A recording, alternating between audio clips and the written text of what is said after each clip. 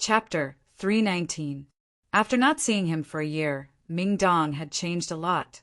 Right now, Ming Dong simply stood there, but he radiated with a presence as steady as a mountain. It was vast and majestic. Every part of his body radiated with the bearing of an expert, as if he was a warrior who had experienced countless life-or-death situations on the battlefield. He would often give off a presence filled with killing intent and blood without even realizing it. Just this invisible presence alone was enough to exert tremendous pressure on people. The current Ming Dong was like a completely different person compared to a year ago. Jianqin could not help but wonder if the black-clothed young man was really the Ming Dong he knew in the past. Ming Dong chuckled happily. He loudly said, "Jianqin, I was just worrying about where to find you. I never thought that you'd appear before me of your own accord so soon. Do you think this is the arrangement of the heavens, or that we're fated?" Dugufeng's face immediately became extremely ugly when he heard the conversation between Jianqin and the black-clothed young man. He had been overjoyed about meeting such a powerful young man, but he never thought that the outcome would be so dramatic. The powerful young man actually knew Jianqin, and from their expressions, they seemed to be extremely close friends. Dugufeng was immediately caught between a rock and a hard place. There was a tiger in front of him and a wolf behind him. Moreover, the two of them were not fast, especially Ming Dong. Dugufeng immediately gave up on running after seeing the terrifying speed Ming Dong had just displayed. Even if he fled as fast as he could, he would not be able to outrun Ming Dong, who possessed wind-attributed Saint Force. Right now, there was no way for him to escape from the two of them. Dugufeng's face became unprecedentedly grim. Death was not terrifying to him. He did not fear death. The only thing he could not let go of was the ruler armament in his hand. Once the ruler armament fell into the hands of an outsider, it would be an unbearable loss for the Dugu clan. Without the ruler armament, the status of the Dugu clan would definitely plummet. This was because a ruler armament in the hands of a sixth cycle Heaven Saint Master was equivalent to a living saint ruler.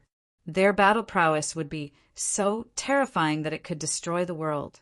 Ming Dong, let's catch up later. Let's deal with the matter at hand first, Jianqin smiled. Ming Dong glanced at the heavy-faced Dugufeng and smiled. That's fine. Jianqin, this guy has a ruler armament. He seems to have quite the background. You better be prepared. Jianqin shrugged and helplessly said, "There's nothing I can do about it. Although I don't really like trouble, there are some troubles that I have no choice but to endure. I've already killed 2 people who also had ruler armaments. I've already caused a lot of trouble, so adding a little more won't be too much." Hearing Jianqin's words, Jianqin's eyes immediately widened. He said in shock, "No way, Jianqin. You've already killed 2 people who had ruler armaments. Aren't you a little too fierce? Don't tell me that these people who have ruler armaments don't have spirit formations protecting them?" Jianqin smiled. "Ming Dong, I never thought that not only did you know about ruler armaments, you also know about spirit formations. Looks like you've learned quite a few things in the past year." "Of course. Uncle Tian has been very good to me. Not only did he spend a lot of effort to raise my strength from Great Saint Master to my current level in half a year, he also taught me many things." As he said that, Ming Dong pointed at Dugufeng and said, "Jianqin, this person's strength seems to be quite good. Why don't you give him to me so that I can practice? I've already left Uncle Tian's place for more than 10 days, but I still haven't met a decent opponent." Dugufeng was already stunned by Ming Dong's words. What did he just hear? This black-clothed young man called Ming Dong had only used half a year to raise his strength from Great Saint Master to a level where he could forcefully receive an attack from a ruler armament without being injured. Moreover, he could even push him back. Dugufeng felt that this was unbelievable. Among Earth Saint Masters, there had never been anyone who could forcefully receive an attack from a ruler armament without being injured. This black-clothed young man was the first to do so. "All right then. Ming Dong, I'll leave this person to you. Let me see just how much your strength has increased in the past year. Jianqin took the initiative to retreat, giving Ming Dong some space. He had also witnessed Ming Dong's terrifying speed, so he wasn't worried about De Gufeng escaping from him. Wait a moment, De Gufeng suddenly said.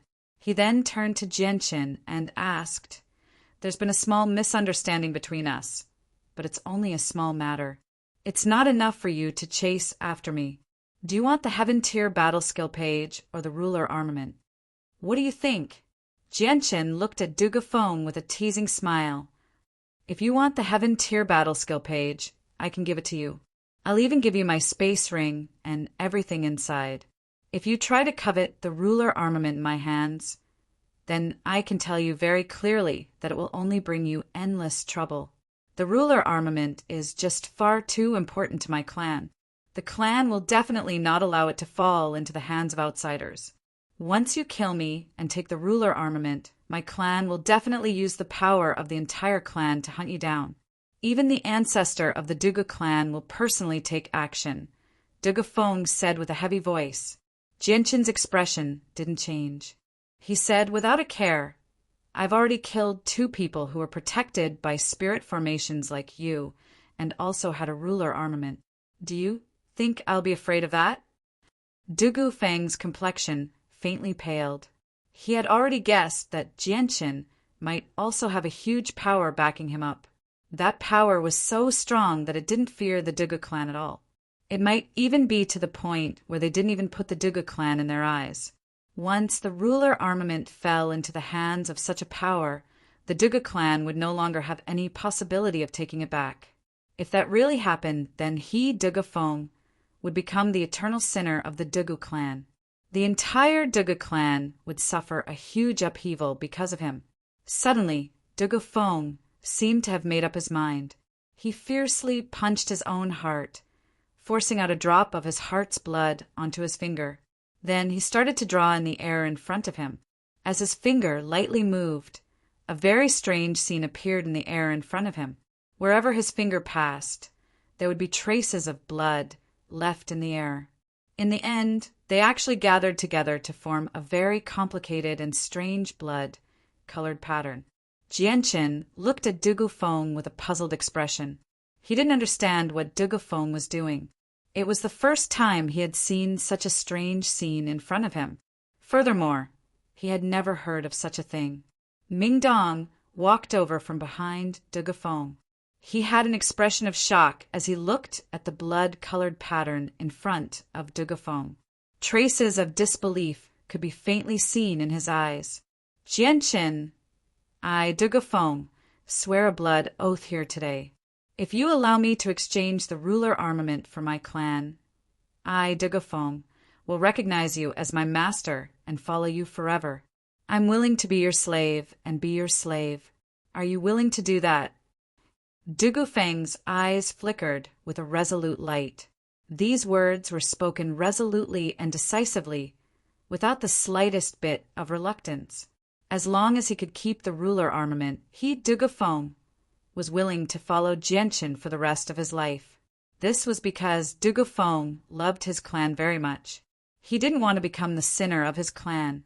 For his clan, he was willing to give up his life. Jianqin was immediately moved. The way he looked at Du Gufeng changed drastically.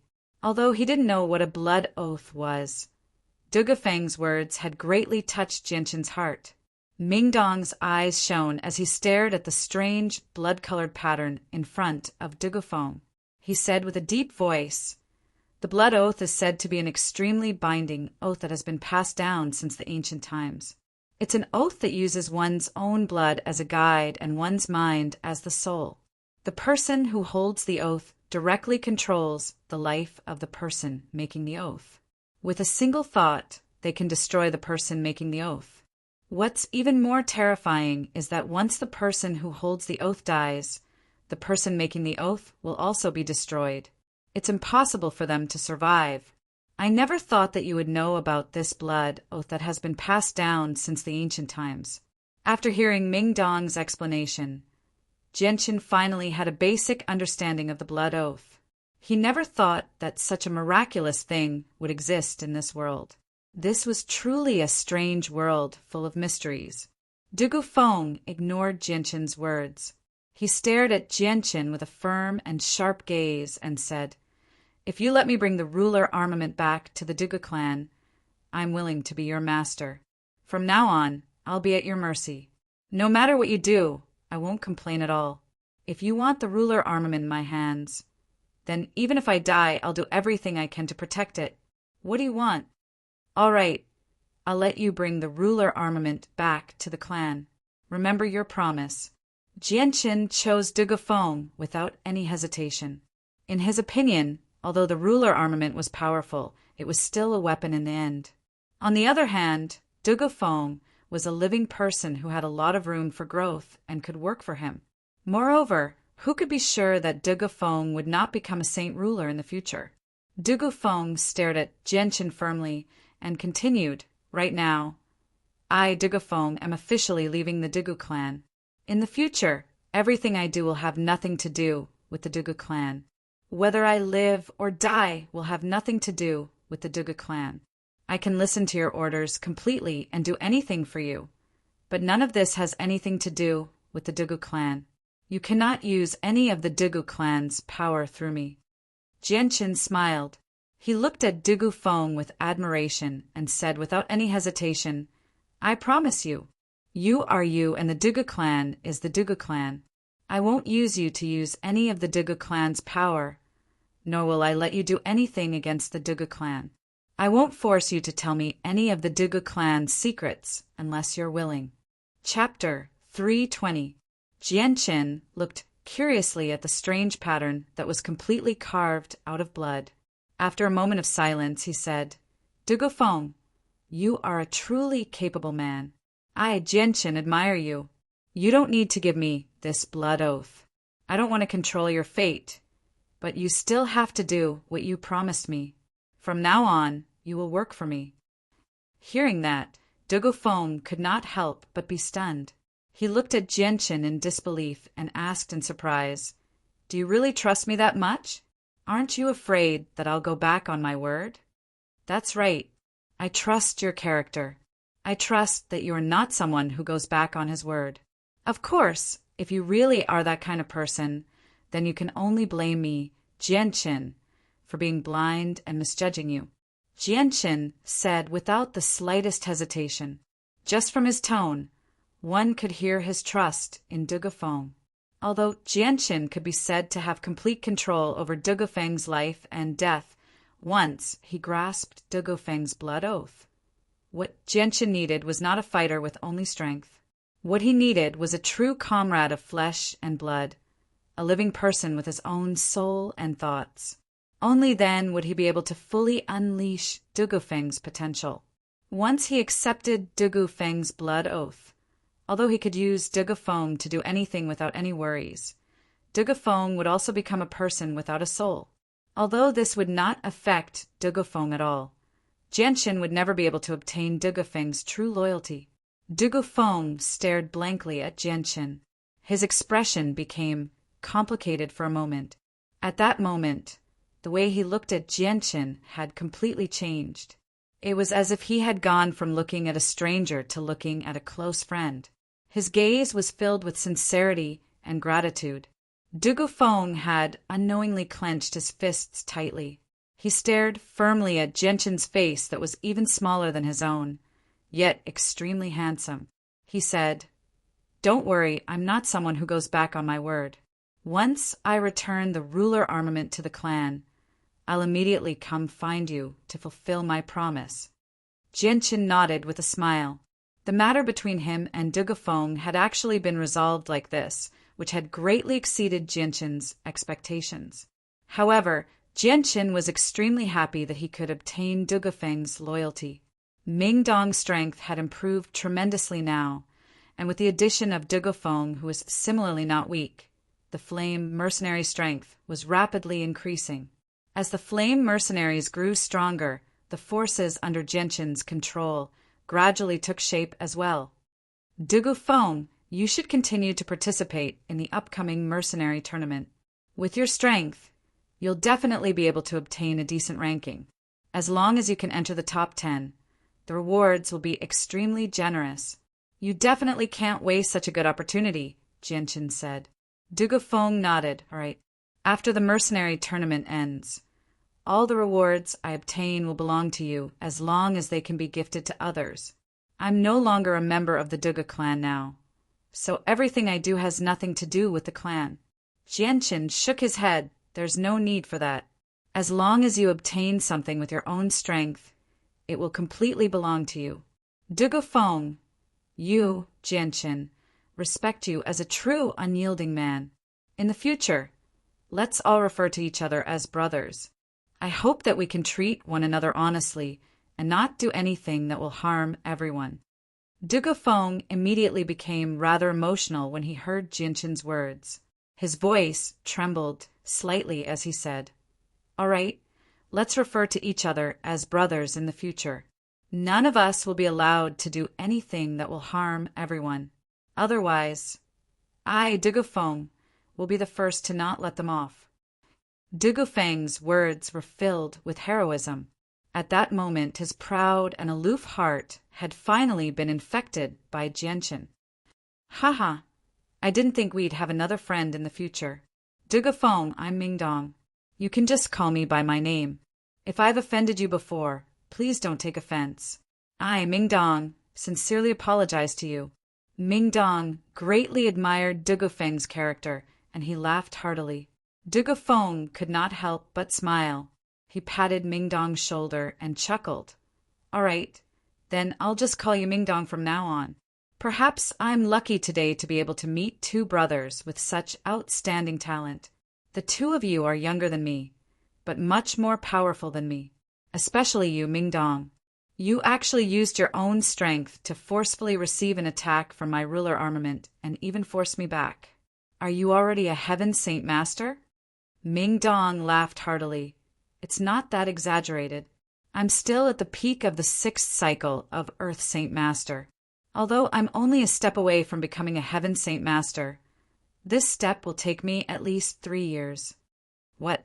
You've already reached the peak of the 6th cycle of Earth Saint Master? As soon as Mingdong finished speaking, Jianqin immediately cried out. His eyes widened as disbelief filled his face. In just a year, Mingdong had gone from Great Saint Master to the peak of the 6th cycle of Earth Saint Master. Such a shocking speed could not even be described as Godspeed. Once a person reached Great Saint Master, every increase in strength required an astonishing amount of energy. The amount of energy and time required to go from the 1st cycle to the 6th cycle of Earth Saint Master was incalculable. However, Jianqin had only used a year to achieve this. His progress was shocking. On the other hand, Jianqin remained at the 1st cycle of Earth Saint Master. Dugofeng was also surprised by Mingdong's strength. He had never thought that Mingdong, who only seemed to be 27 or 28, would be 1 or 2 years younger than him, would be far stronger than him. He was only a step away from becoming a Heaven Saint Master. This made Dugofeng, who had been known as a prodigy in the clan since young, pale in comparison. Mingdong chuckled when he saw Jianqin's shocked expression. He seemed to enjoy being looked at like that by Jianqin. Jianqin, don't make a fuss over nothing. In order to increase my strength, Uncle Tian spent a lot of effort and used countless heavenly resources. Originally, Uncle Tian planned on directly increasing my strength to Heaven Saint Master, but unfortunately with my current foundation, my foundation would definitely be destroyed if I reached Heaven Saint Master. As a result, Uncle Tian could only forcefully suppress my strength to the peak of the 6th cycle of Earth Saint Master in order to not affect my future path of cultivation. He used his supreme strength to trap the energy that I had not completely absorbed in my body and told me not to attempt to break through to Heaven Saint Master in the next 3 years. Dugofeng was secretly shocked when he heard that. He then asked very casually, Mingdong, your Uncle Tian is so powerful. He must be a saint ruler, right? Mingdong smiled mysteriously. My Uncle Tian is very powerful. I don't know exactly how powerful he is, but I've heard Uncle Tian mention that he was already a saint ruler 5,000 years ago. What? A saint ruler in 5,000 years? De Gouffon paled in fright. He was utterly shocked. His eyes widened to the point where they almost fell out of their sockets. Clearly, he had been quite frightened. What's wrong, de Gouffon? Is there something wrong? Ming Dong smiled craftily as he acted like he was in doubt. Nothing, de Gouffon hurriedly replied. His forehead was covered in a thin layer of sweat, and his face was rather pale. This was the first time Jianchen had seen de Gouffon lose his composure like that. Looks like de Gouffon probably knows a little about the situation. Otherwise, he wouldn't have been so frightened when he heard about the saint ruler from 5,000 years ago. Jianchen thought to himself when he saw de Gouffon lose his composure. There are still a few pages of heaven-tier battle skills in the dwelling that we haven't obtained yet. Let's hurry back, Jianchen said to the two of them. Afterwards, the three of them quickly returned to the dwelling. Because Jianchen was worried that Qin Ji and Tian Muling would take away the remaining heaven-tier battle skill pages, they returned very quickly. Before long, the three of them appeared 5 kilometers away from the dwelling once again. The three of them continued forward. Just as they approached the place where they had fought the 4 magic beasts, a loud roar came from the distance. The purple-gold thunder lion, covered in blood and dozens of wounds, was running towards the three of them with bloodshot eyes. What a powerful aura! I've finally met a strong opponent. Give it to me. Don't fight over it with me. Ming Dong's eyes lit up as he stared at the purple-gold thunder lion. He then took out his saint weapon and charged at the purple-gold thunder lion. Ming Dong, after dealing with the purple-gold thunder lion, come find us in the dwelling. We'll go over first. Jianchen shouted at Ming Dong from afar. Right now, Ming Dong's strength was strong enough to face a king armament head-on. Dealing with a heavily injured purple-gold thunder lion was more than enough. Got it, Ming Dong replied. Right, there might be a pangolin emperor hidden underground. Be careful of its ambush, Jianchen reminded again. Afterward, Jianchen and de Gouffon quickly ran towards the dwelling. In the distance, they saw a large group of people gathered outside the dwelling, constantly cursing. What right do you have to not let us in? This dwelling doesn't belong to your family. That's right. You're too arrogant. This dwelling doesn't belong to your family. What right do you have to occupy it? Don't think that you can monopolize this dwelling just because you're strong. If you piss us off, we'll all join forces and charge into the dwelling. Hurry up and let us in. Although we're not as strong as you, we're not afraid of trouble. From afar, Jianchen and de Gouffon could hear the curses that filled the sky. It turned out that these people were all blocked outside the dwelling, not letting them in. Chapter 321. De Gouffen's loud shout immediately silenced the noisy people in the field. The people who were blocked outside the cave had a stomach full of anger. Now that de Gouffon had made a ruckus, the anger in their hearts was immediately aroused. In the crowd, there were people who immediately began to clamor loudly. Fuck, who's shouting here? Do you want to die? Who the F***CK is yelling. Get the F***CK over here. Fuck, who's so bold to actually tell us to move aside? If you want to die, count out. I'll send you on your way. However, the cursing only lasted for a short while. When the crowd turned around and saw de Gouffon and Jianchen standing behind them, the cursing came to an abrupt end. Their expressions changed drastically, and the people who had cursed earlier even paled. In that instant, the place became extremely quiet. Facing de Gouffon and Jianchen, who were not weak either, they did not even dare to breathe loudly. Who was cursing earlier? Get the hell out here. De Gouffon sternly stared at the crowd and shouted again. No one spoke and no one even moved. Everyone stood where they were without making a sound. Only the people who had cursed earlier felt their hearts palpitate. At the same time, the crowd consciously opened up a path. Dugu Feng's sharp gaze slowly swept across everyone's faces. Clearly, he did not plan on letting the bastards who had cursed him off just like that. All right, now is not the time to fuss over this. Let's go in first. The most important thing right now is to collect the remaining pages. Jianchen said to Dugu Feng before walking into the dwelling through the path that the crowd had opened up. Dugu Feng coldly snorted at the crowd and did not say anything else. He followed closely behind Jianchen. The entrance to the dwelling was blocked by a few middle-aged men. Including Yun Zhang and Senior In, there were a total of 8 people guarding the entrance, blocking the several hundred people outside. Of the other 6 were from the Qinji, while the last 2 were from Tianmuling. Jianchen, you're finally back. Hurry up and go in, or the 2 of them will take everything away. Senior And said to Jianchen with a mournful face. His expression was very urgent. Senior And, who told the 2 of you to guard here? Jianchen looked at Senior and Yun Zhang strangely. It's all because of that woman called Tianmuling. She coaxed and pestered us, forcing me and Yun Zhang to come out. She had all of us guard the cave entrance. Now, only the 3 of them are inside. Doctor And revealed a bitter expression, clearly unwilling to do so. Jianchen patted Senior An's shoulder and sternly said, "The 2 of you can guard here. Don't worry as long as there are gains. I, Jianchen, will definitely not mistreat you." "All right, Jianchen, don't say this to me. You should hurry up and go in. Otherwise, all the good things will be taken away by them. Wouldn't that be a huge loss for us?" Senior And said. Jianchen did not say anything else. Under the shocked gazes of the others, he walked into the dwelling with Dugu Feng, who was carrying a ruler armament.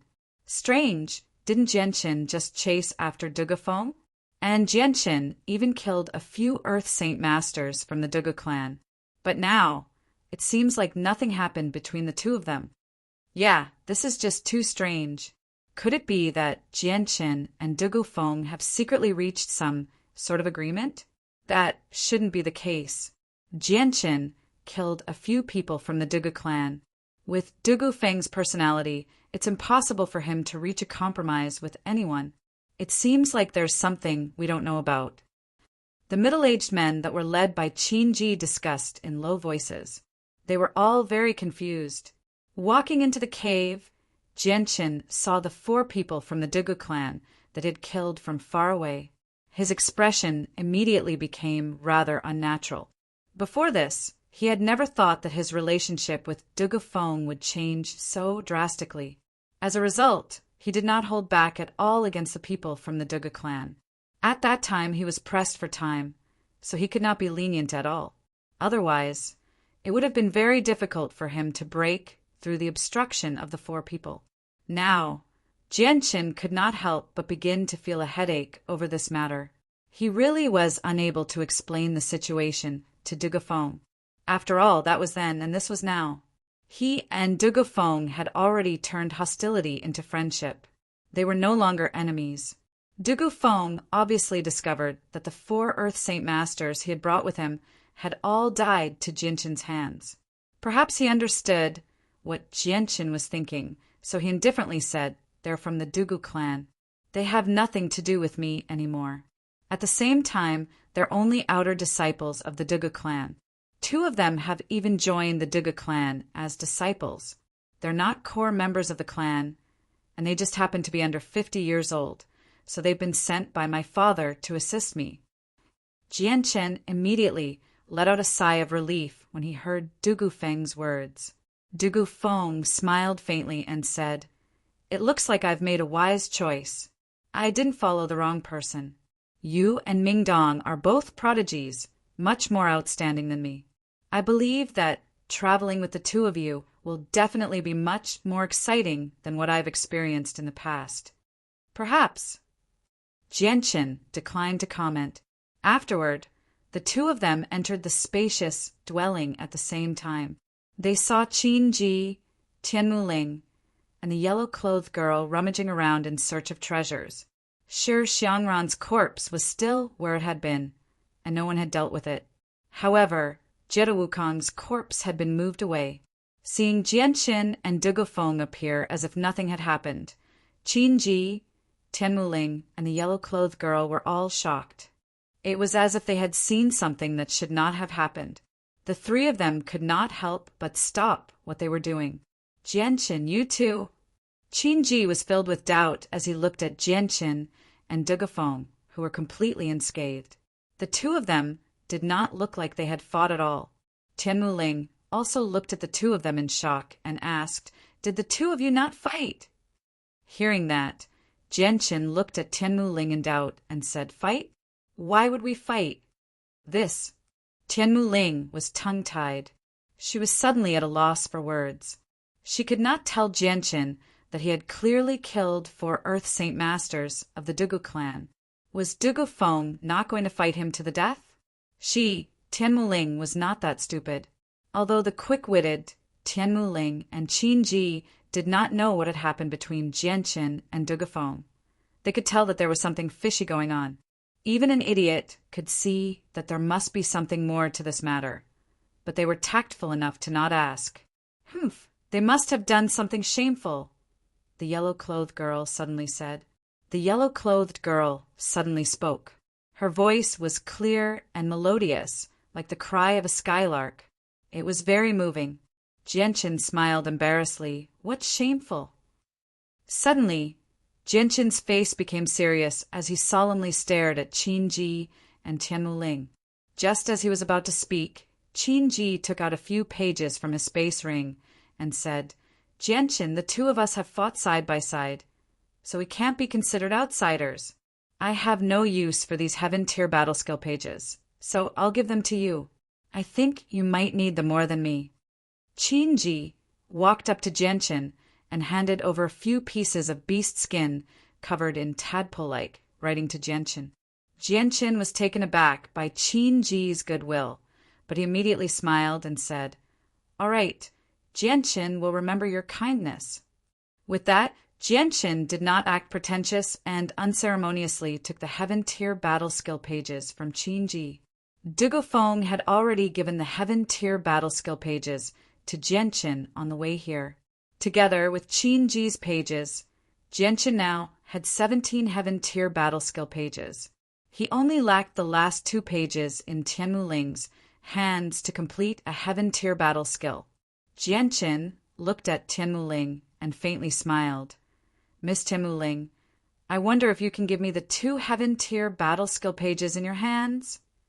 Tian Muling had already recovered from the shock of seeing Jianqin and Dugofeng appear at the same time. She chuckled and said, "Little brother, if Big Sister doesn't give them to you, will you kill Big Sister as well?" With that, Tian Muling even put on a pitiful appearance. She was so lovely that anyone who saw her would feel pity for her. Jianqin embarrassedly smiled and said, "Miss Tian Muling must be joking. I have no enmity with you, so why would I want to kill you? However, these 2 heaven-tier battle skill pages are useless to you, and I just happen to be missing the 2 in your hands. Are you willing to see this battle skill go to waste and never appear in the world again? Little brother's words are quite reasonable. A complete heaven-tier battle skill is right in front of me. If it continues to be wasted and become a pile of scrap paper, it would be quite a pity." With that, Tian Muling charmingly winked at Jianqin. Her white and tender right arm gently rested on Jianqin's shoulder as she breathed out, "Little brother, how about this? You give Big Sister the heaven-tier battle skill pages in your hands and let Big Sister play a complete heaven-tier battle skill. What do you think? Of course, Big Sister won't treat you unfairly." Tian Muling's bent arm pressed down on Jianqin's shoulder harder and harder. In the end, it was as if her entire body was hanging on Jianqin's body. Her cherry-red lips were only 10 centimeters away from Jianqin's mouth. Causing the fragrance she exhaled to collide with Jianqin's lips with every word she spoke. In addition to that faint fragrance, it gave people a peculiar feeling.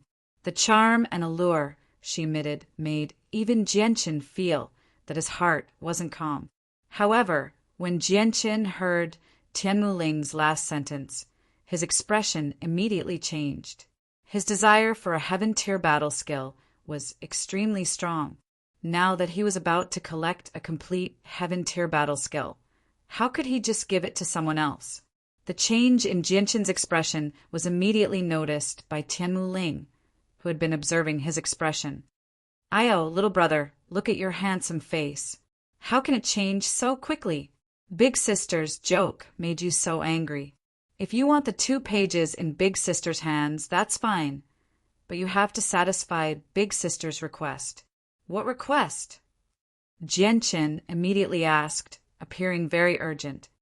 He looks like little brother really wants this complete heaven-tier battle skill. "Forget it. Big Sister won't make things difficult for you. Of course, this request is very simple. You just have to kiss Big Sister mouth to mouth. How about it? Isn't it worth it?" Tianmu Ling's breath was like orchids in front of Jianqin. Her lips were still 10 centimeters away from Jianqin's mouth. Every word she spat out brought about a wave of air that gently slapped Jianqin's lips, making Jianqin's lips itch. Hearing Tianmu Ling's simple request, Jianqin was immediately speechless. A layer of sweat even appeared on his forehead. Tianmu Ling's words were so explicit that it immediately made Jianqin's face turn slightly red. He was extremely embarrassed. Pervert. Slut. Shameless. On the other side, the yellow-clothed girl stared at Tianmu Ling with disgust. She was practically gnashing her teeth as she spoke. Seeing Jianqin and Tianmu Ling so close to each other, she didn't know why, but a very uncomfortable feeling suddenly appeared in her heart.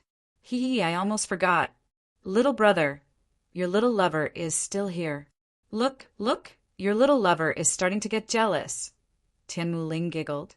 As she spoke, she threw a charming look at the yellow-clothed girl. The yellow-clothed girl was so angry that her chest violently heaved up and down. In the end, she couldn't help but shout, "Stop spouting nonsense." How could a young girl like the yellow-clothed girl be a match for a veteran like Tianmu Ling, who had been in love for a long time? Forget it. I remember little brother saying that little sister's temper isn't very good. Oh no, it's very bad. Then I won't tease you anymore. Little brother, didn't you want the heaven-tier battle skill remnant page? Take it. Big Sister will give it to you. Big Sister doesn't care about this broken thing. Tianmu Ling finally moved her arm away from Jianqin's shoulder. She took out 2 pieces of animal skin covered with tadpole-like characters from her spatial belt and stuffed them into Jianqin's body. In the end, she glanced at Jianqin and said flirtatiously, "Little brother, remember, I still owe Big Sister a kiss." Jianqin impatiently pinched the 2 heaven-tier battle skill remnant pages. Then he took out all 17 remnant pages on him and put them on the ground to piece them together. As for Tianmu Ling's last sentence, he wasn't in the mood to listen. The yellow-clothed girl angrily glared at Tianmu Ling, as if she wanted to cut Tianmu Ling into pieces. However, she was met with Tianmu Ling's teasing gaze, which immediately made the yellow-clothed girl grit her teeth. "This little sister is really interesting." Tianmu Ling withdrew her gaze and muttered in a voice that only she could hear. There was a smile on her face, and she no longer paid attention to Jianqin. She continued to search the dwelling. Very soon, Jianqin finished piecing the 19 pages together. The heaven-tier battle skill remnant page was completely recorded on an unknown animal skin. It was very soft to the touch, and it was also very tough. It was not easy to damage. On the cover of the heaven-tier battle skill remnant page were written the words Heaven's Fortune Art. Looking at the description, Jianqin immediately began to tremble uncontrollably. His eyes were filled with joy. The Heaven's Fortune Art remnant page was actually an extremely mystical heaven-tier battle skill. It could allow a person to continuously display 3 to 10 times their strength for a certain period of time. The consequence was that the consumption of Saint Force would double, and the consumption would be equivalent to the increase in battle strength. Chapter 322. Jianqin excitedly looked at the heaven tier battle skill in his hand. Jianqin had understood the value of battle skills extremely well when he had left Changyang Prefecture. Even the lowest human tier battle skill was priceless. Many mercenaries who lived at the bottom of society would never be able to come into contact with it. Now that he had actually obtained a complete heaven tier battle skill, his excitement could no longer be described with words. Jianqin knew extremely well just how valuable heaven tier battle skills were. Without any exaggeration, any heaven tier battle skill on the Tianyuan continent was enough to cause a bloodbath on the continent. It could even lead to a great war. Quite a few heaven tier battle skills had appeared on the Tianyuan continent. Every single one of them would lead to a bloody battle. Countless Earth Saint Masters and Heaven Saint Masters would fight to the death for them. Even Heaven Saint Masters could die. This was because Heaven tier battle skills were extremely valuable on the Tianyuan continent. At the same time, they were also extremely rare. They were much more valuable than Heaven tier cultivation methods. Jianqin almost could not help but flip through the Heaven tier battle skill when he saw the words Heaven tier battle skill and the almost heaven-defying effects of the battle skill. Fortunately, he was still a rational person. He forcefully suppressed his excitement and reluctantly put the Heaven tier battle skill back into his space ring. When the Heaven tier battle skill disappeared from Jianqin's hands, Jianqin's excitement gradually calmed down. He glanced at the people who were searching around the dwelling before joining them. The space of this cave was very large, and the furnishings inside were very spacious. Above the cave, a luminous pearl the size of a person's head hung high, emitting a lustrous white light, illuminating the entire cave. In addition to the wooden box containing the heaven rank combat skill, there was also a stone table in the center of the cave.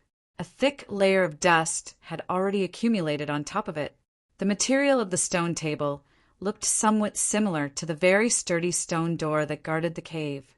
There was a chessboard engraved on it. Clearly, the previous owner of this cave was a person who liked to play chess.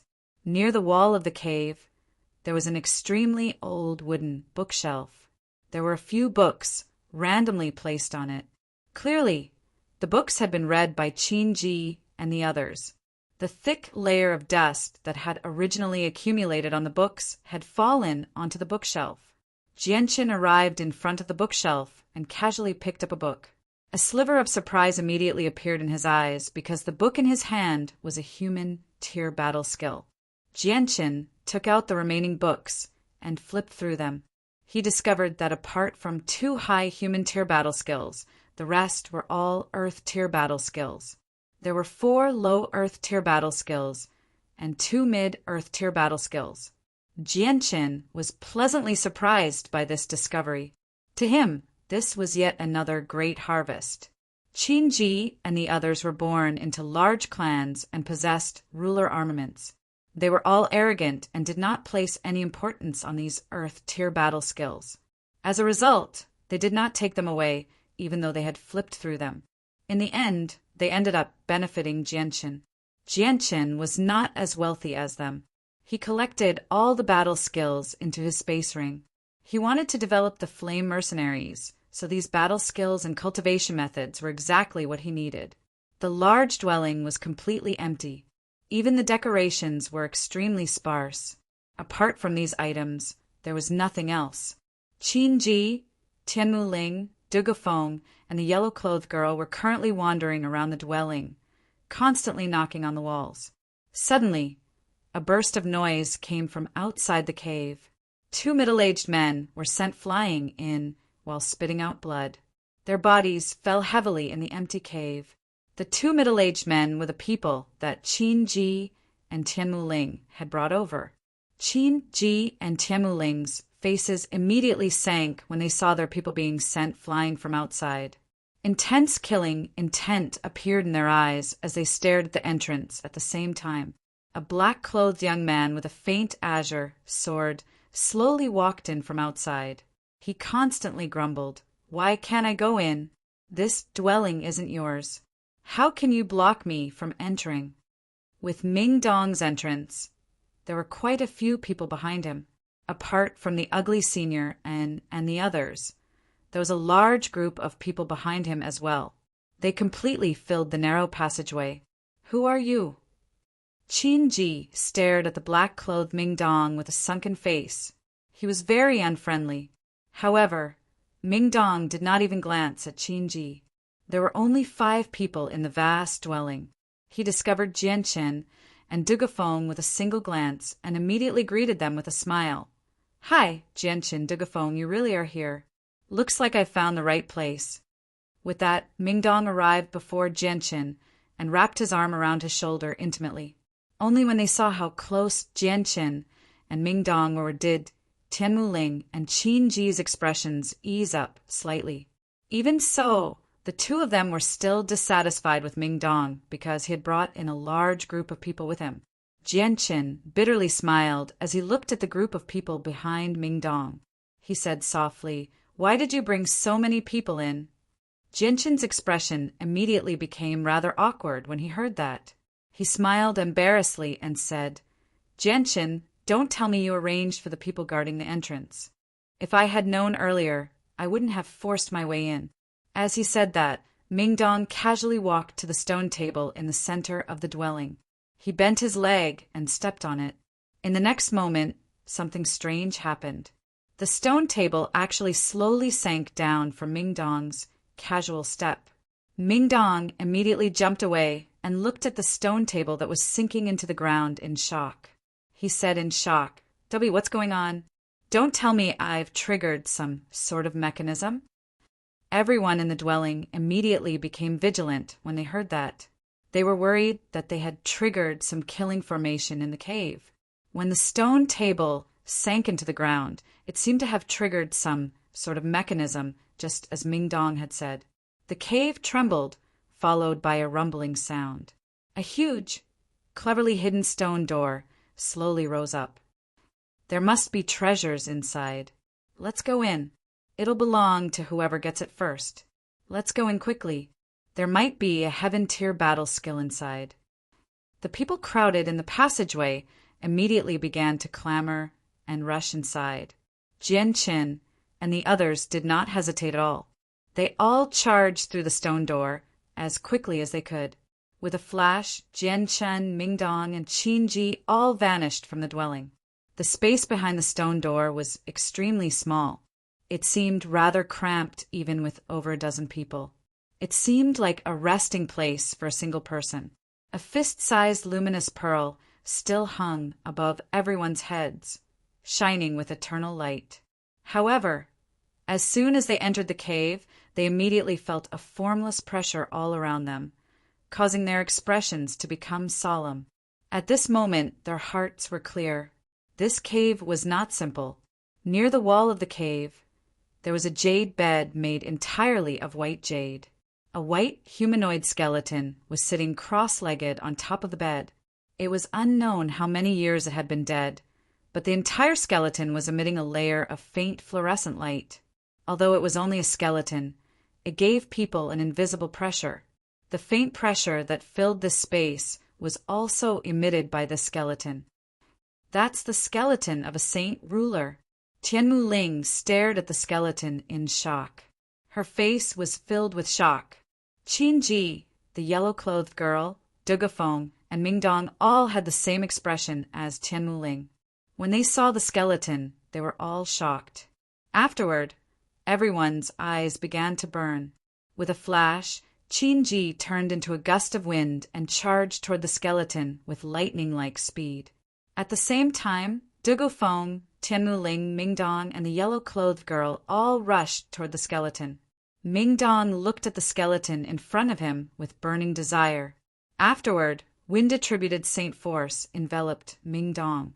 His speed immediately increased to an extremely terrifying level. He instantly pulled away from the others and arrived before the skeleton first. Without any hesitation, he extended his hand and grabbed the skeleton, immediately putting it into his space ring. After the skeleton was taken away by Ming Dong, Qin Ji and Tianmu Ling's expressions immediately became ugly.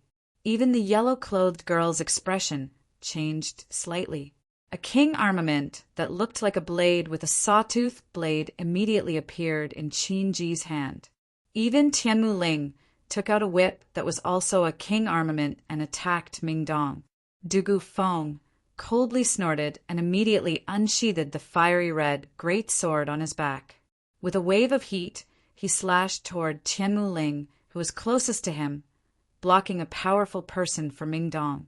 At almost the same time, Genshin also unsheathed his light wind sword and charged toward Qin Ji. He decisively attacked, and the light wind sword turned into a sky full of sword images that enveloped Qin Ji, forcing Qin Ji to withdraw his king armament. On the other side, the yellow-clothed girl who had already pulled her bowstring into a full moon saw that Genshin and Dugafeng were actually willing to become enemies with Qin Ji and Tianmu Ling in order to help Ming Dong steal the Holy King skeleton. She immediately understood that their relationship wasn't as simple as she had imagined, so she slowly pulled back her bowstring. Dugafeng did not hold back at all.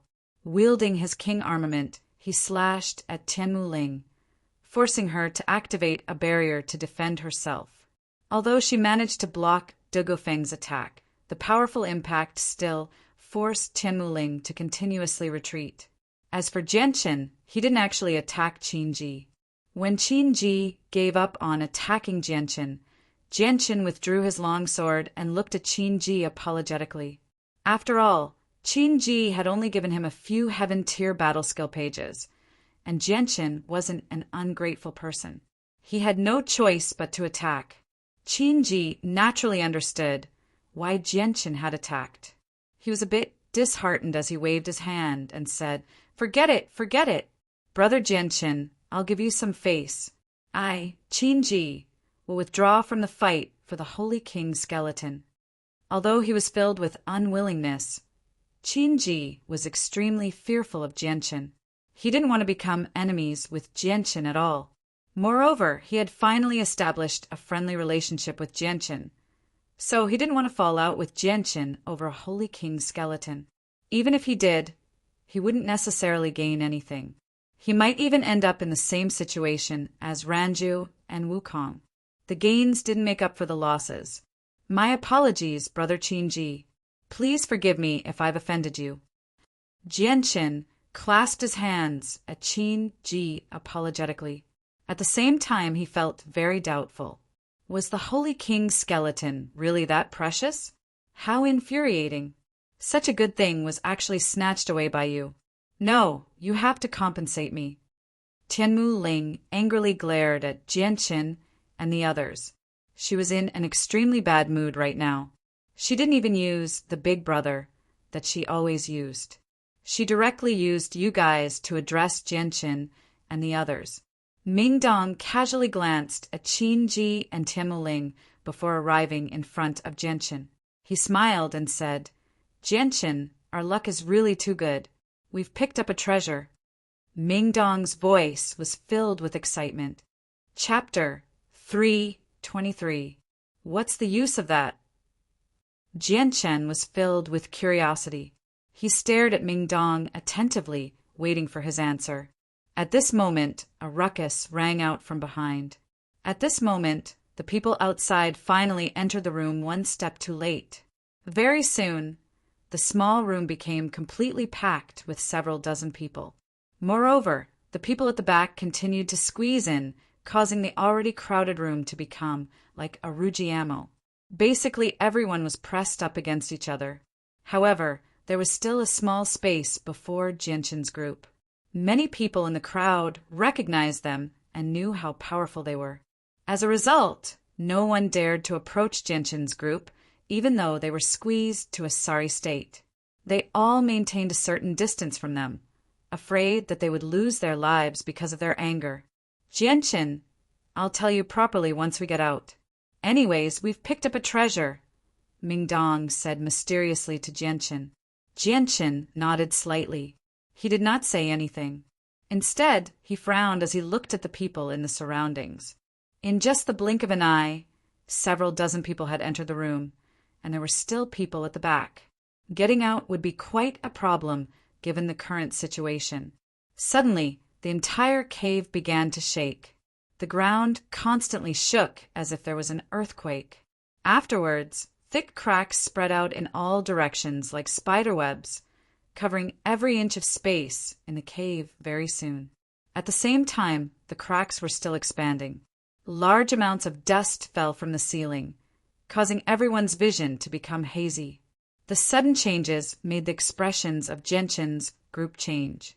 This was clearly a sign that the cave was about to collapse. On the other hand, the people who had rushed in from the outside seemed to have become muddle-headed because of the Heaven-tier battle skill. They kept shouting that it was a Heaven-tier battle skill as if they didn't care about their lives anymore. Although many people had entered, they didn't gain anything because there was nothing in this small room apart from the Saint King skeleton that Mingdong had put away. The cave began to shake more and more violently. Quite a few rocks had already fallen from above, while the spiderweb-like cracks in the walls continued to expand, causing quite a few rocks to fall. Crap, the cave is about to collapse. Looks like this cave must have endured a very large impact before. But it's fine because the Holy Ruler's skeleton has been supporting it the entire time. Now that I've taken the skeleton away, the power that was suppressing the cave has disappeared as well. It's impossible to maintain the cave's stability on its own. Genshin, we need to leave here quickly. Not only had Mingdong become much stronger in the past year, but he had also gained quite a bit of knowledge. Genshin's expression became somewhat solemn. He looked at the crowded crowd and immediately shouted, "The cave is about to collapse. Everyone get out immediately." Genshin's voice was like a loudspeaker, suppressing the clamor of the crowd.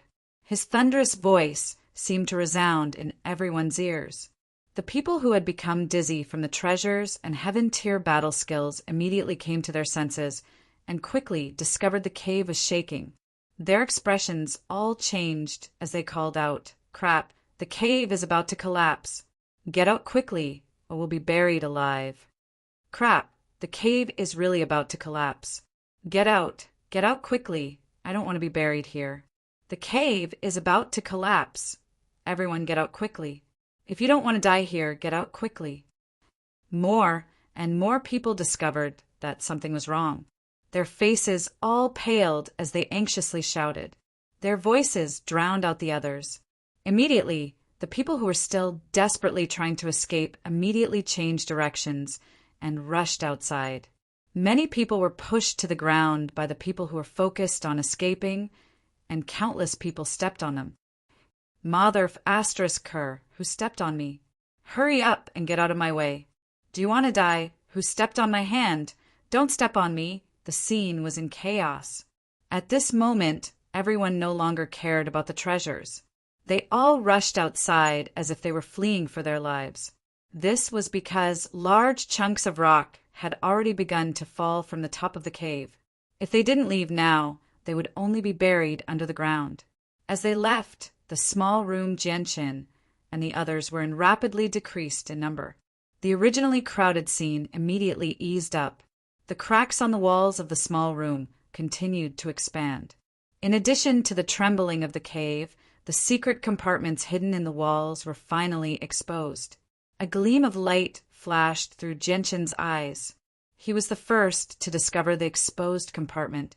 A purplish gold box lay in a small compartment, swinging left and right.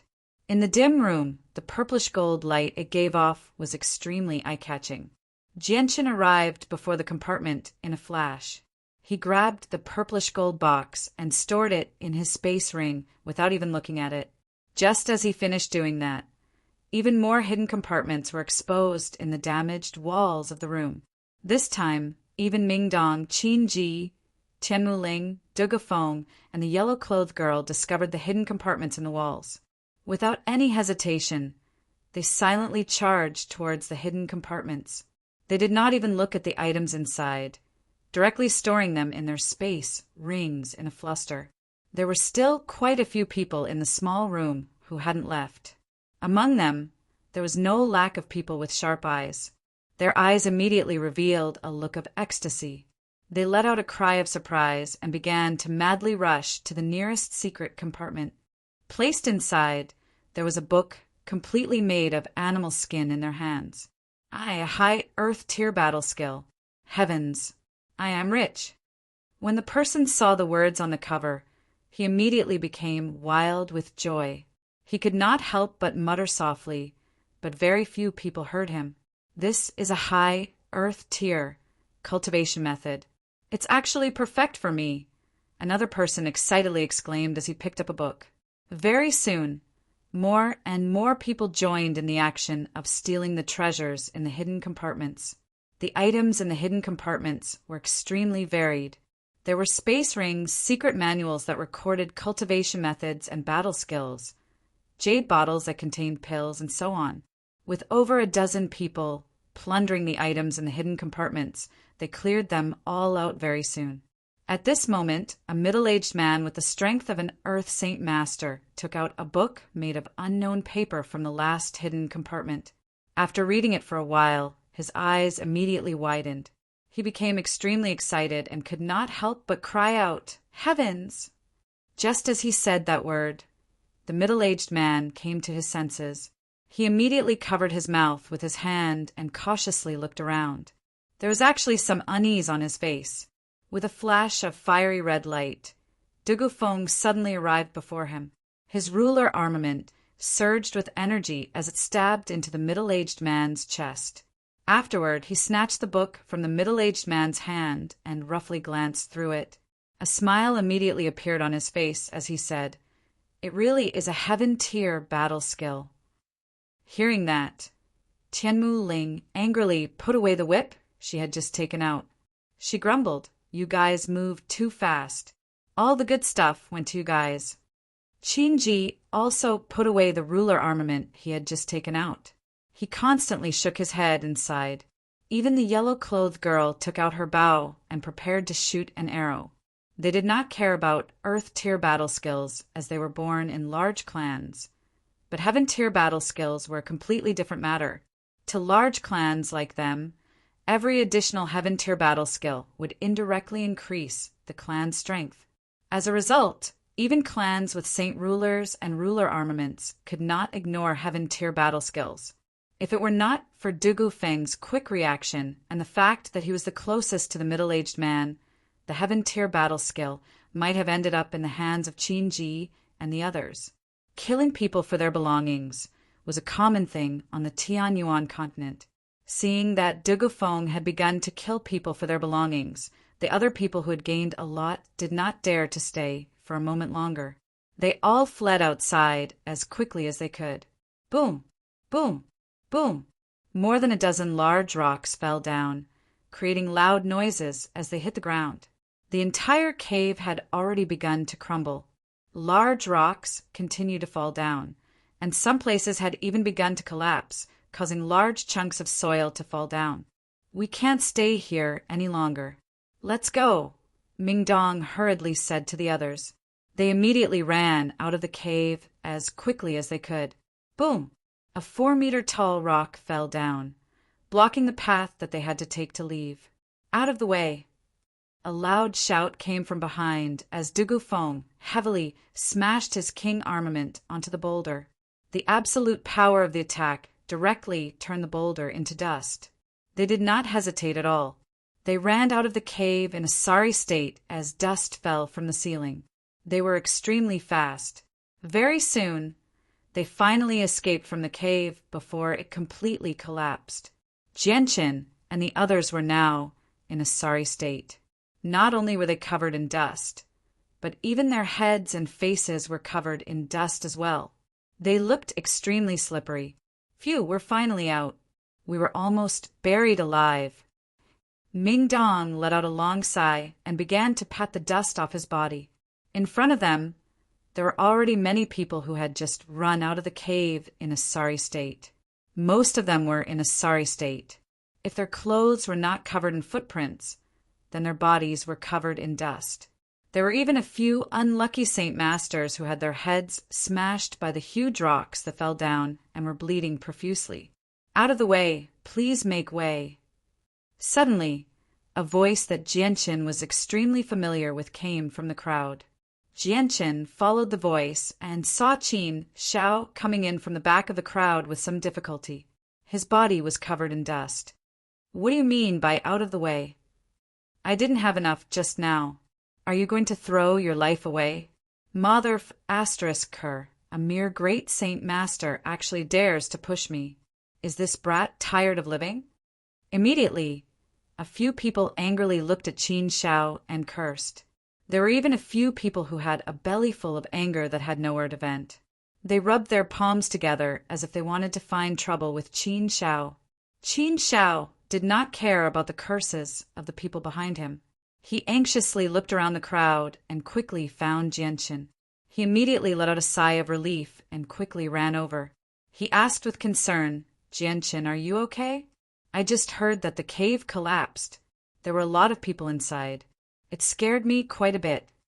As soon as they saw that Qin Shao actually knew Jianqin, the expressions of all the people who were displeased with Qin Shao changed.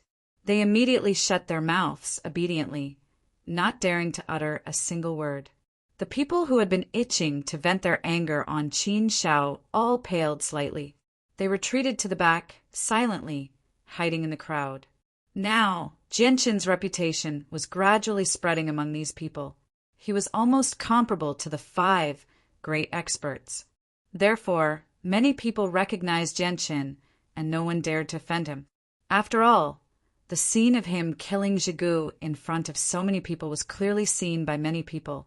Not only did he block Zhigu's powerful attack, but he also cut off Zhigu's head. No one was willing to take the initiative to offend such a powerful character. Most importantly, among the 5 great experts, Jieru Wukong and Shi Xiangran, who had a grudge with Jianqin, both died in the cave. Although no one knew the cause of their death, the fact that they had a grudge with Jianqin at the same time was worth thinking about. Coupled with the chase between Jianqin and Dugafeng, they couldn't help but think about it. After all, there was no lack of meticulous people among them, although they were sometimes dazzled by the temptation of a heaven-tier battle skill. This didn't mean that they were stupid. It was just that they were irresistible to them. Seeing Qin Zhao's concerned expression, Jianqin couldn't help but smile and say, "Don't worry, I'm fine." Ming Dong arrived behind Qin Shao, covered in dirt. He patted Qin Zhao's shoulder heavily and said, "Hey, brother Qin Shao, do you still recognize me?" Qin Shao immediately turned to look at Ming Dong. Although Ming Dong's face was covered in dirt, it couldn't hide his original appearance. Qin Shao immediately recognized him. Qin Zhao's eyes widened as he looked at Ming Dong in disbelief. He exclaimed, Ming Dong, didn't you not participate in the mercenary tournament? Why are you here?" Ming Dong laughed and said, "I originally didn't want to come, but someone is thinking of me, so I came." "Someone is thinking of you. Who is thinking of you?" Qin Shao was puzzled. "It's a long story. I'll tell you when I have time. Come, Qin Shao, let me introduce you." Ming Dong pulled Dugafeng to his side and said to Qin Shao, "Brother Qin Shao, this is a new member who just joined us. His name is Dugafeng. We're all brothers from now on." Qin Shao was clearly stunned, but he quickly recovered due to his forthright personality. He greeted Dugafeng enthusiastically, and Dugafeng responded with a smile. When the Zither Master, who had just squeezed through the crowd, heard that Dugafeng had become Jianqin and Ming Dong's brother, he couldn't help but be stunned. He looked at them in disbelief, as if he didn't dare to believe it. However, when he saw that Dugafeng didn't deny it at all and even responded to Qin Shao with a smile, he had no choice but to believe it. However, he was still puzzled.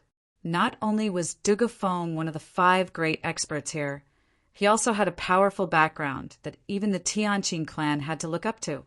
How did someone like him suddenly have such a close relationship with Jianqin and the others? Chapter 324. It looks like I have to report everything that happened here to the Patriarch. The young master has actually become brothers with the successor of the Dugu clan. This is a huge matter for our Tianqin clan. If the Tianqing clan can climb up the Dugu clan through the young master's relationship, that would be a huge matter for the clan. The Zither master thought to himself. Although he was a person of few words and very rarely spoke, that did not mean he was stupid. Qin Ji arrived before Jianchen and smiled. Brother Jianchen, you must come to our Qin Empire to play when you have time. Our Qin Empire is 100,000 kilometers north of Mercenary City. Once you arrive in the Qin Empire, you can directly go to the Imperial Palace of the Qin Empire. All you need to do is report my name. This jade pendant is my keepsake. As long as you take it out, I'm sure no one will make things difficult for you. With that, Qin Ji took out a palm-sized round jade pendant from his spatial belt.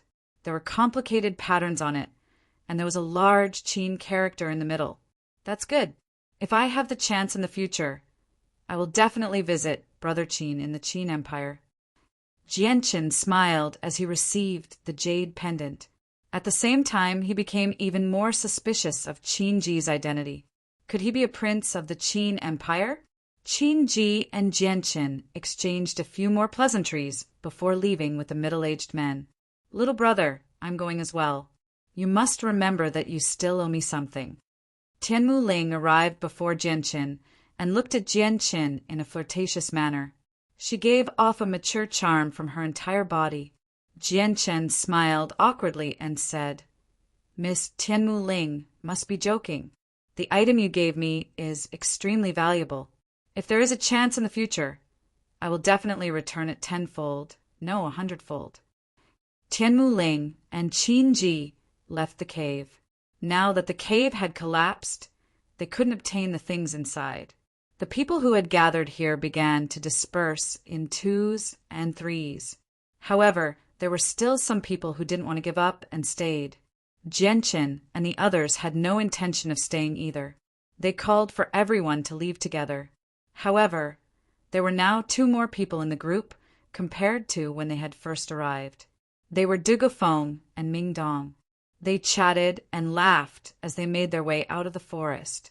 Along the way, Jianchen introduced Senior and Yunzheng to Mingdong. As for the yellow-clothed girl, Jianchen did not know what to say because he was not very familiar with her.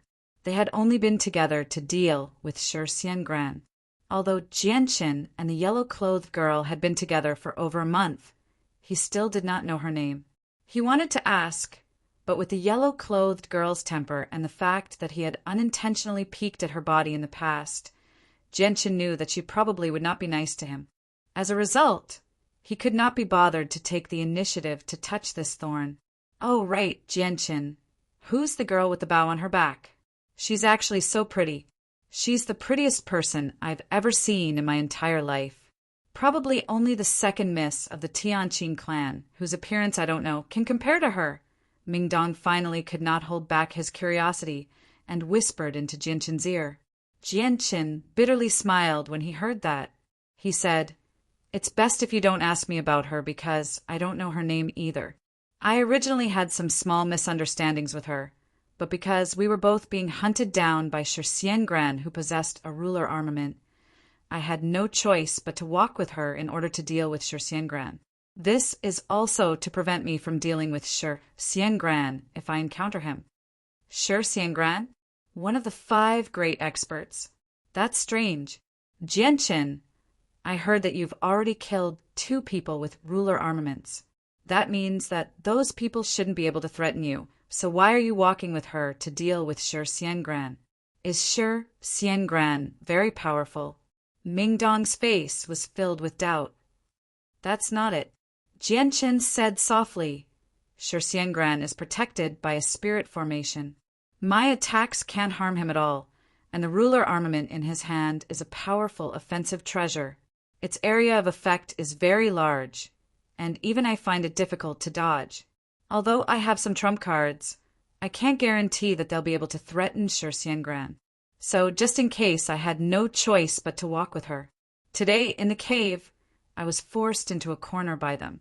I could only try using my trump card to attack Shi Xiangran's spirit formation.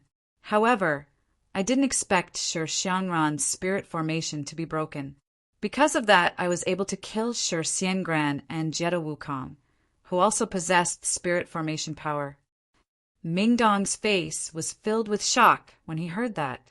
He said, "Jianqin, you can break their spirit formation? That can't be true, right?" "I only borrowed external power." With that, Jianqin showed the sword qi to Ming Dong. A faint violet and azure light suddenly shone from Jianqin's finger. Although the sword spirits were slightly more powerful than before, there was still a lot of them. As a result, the two streaks of light from the sword qi seemed rather dim under the scorching sun. Just as the azure sword qi appeared, a formless sword qi filled the surroundings, causing everyone to feel a chill. Their hearts trembled in fear. Although the azure and violet sword qi was Jianqin's strongest trump card, it had appeared far too many times.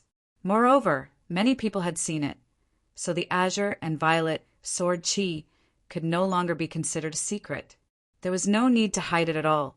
As long as he continued to maintain the mystery of the azure and violet sword qi, it would be enough. Furthermore, after the end of the elimination round, there would be an arena battle. At that time, he would be fighting one-on-one in front of many experts.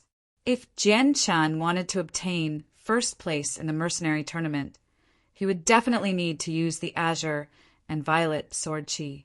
Thus, continuing to hide the azure and violet sword qi was useless. However, Jianqin didn't explain too much about the sword qi secret. Apart from letting them know the power and name of the sword qi, he didn't reveal too much. Even if the sword qi was exposed, Jianqin still wanted to maintain its mystery.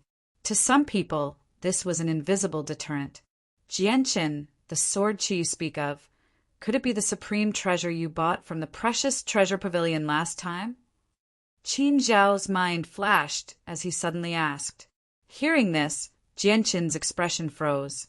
He didn't think that Qin Zhao would connect the sword qi with the five-colored stone that entered his body. However, he only smiled and didn't explain anything. This was because Qin Zhao's words weren't without reason. The powerful sword qi, using the supreme treasure that entered his body to explain it to others, was very appropriate. Jianqin's attitude immediately made everyone confirm that the sword qi was a supreme treasure. Although Dr. and Yunzheng didn't know what a supreme treasure was, just from the name, they knew that it was an extraordinary treasure. Each of them looked at Jianqin with eyes full of envy.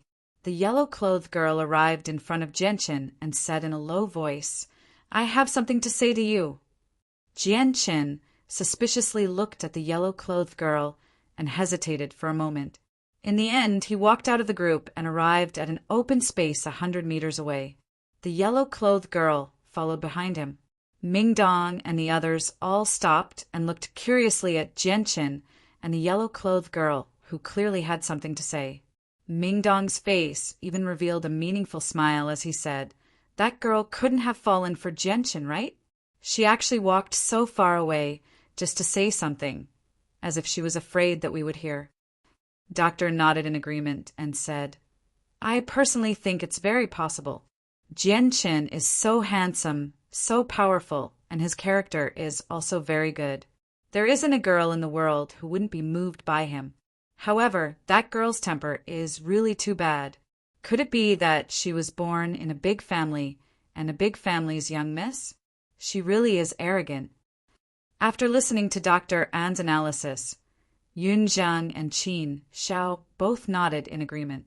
Only the Zither Master and Dugu Feng remained silent.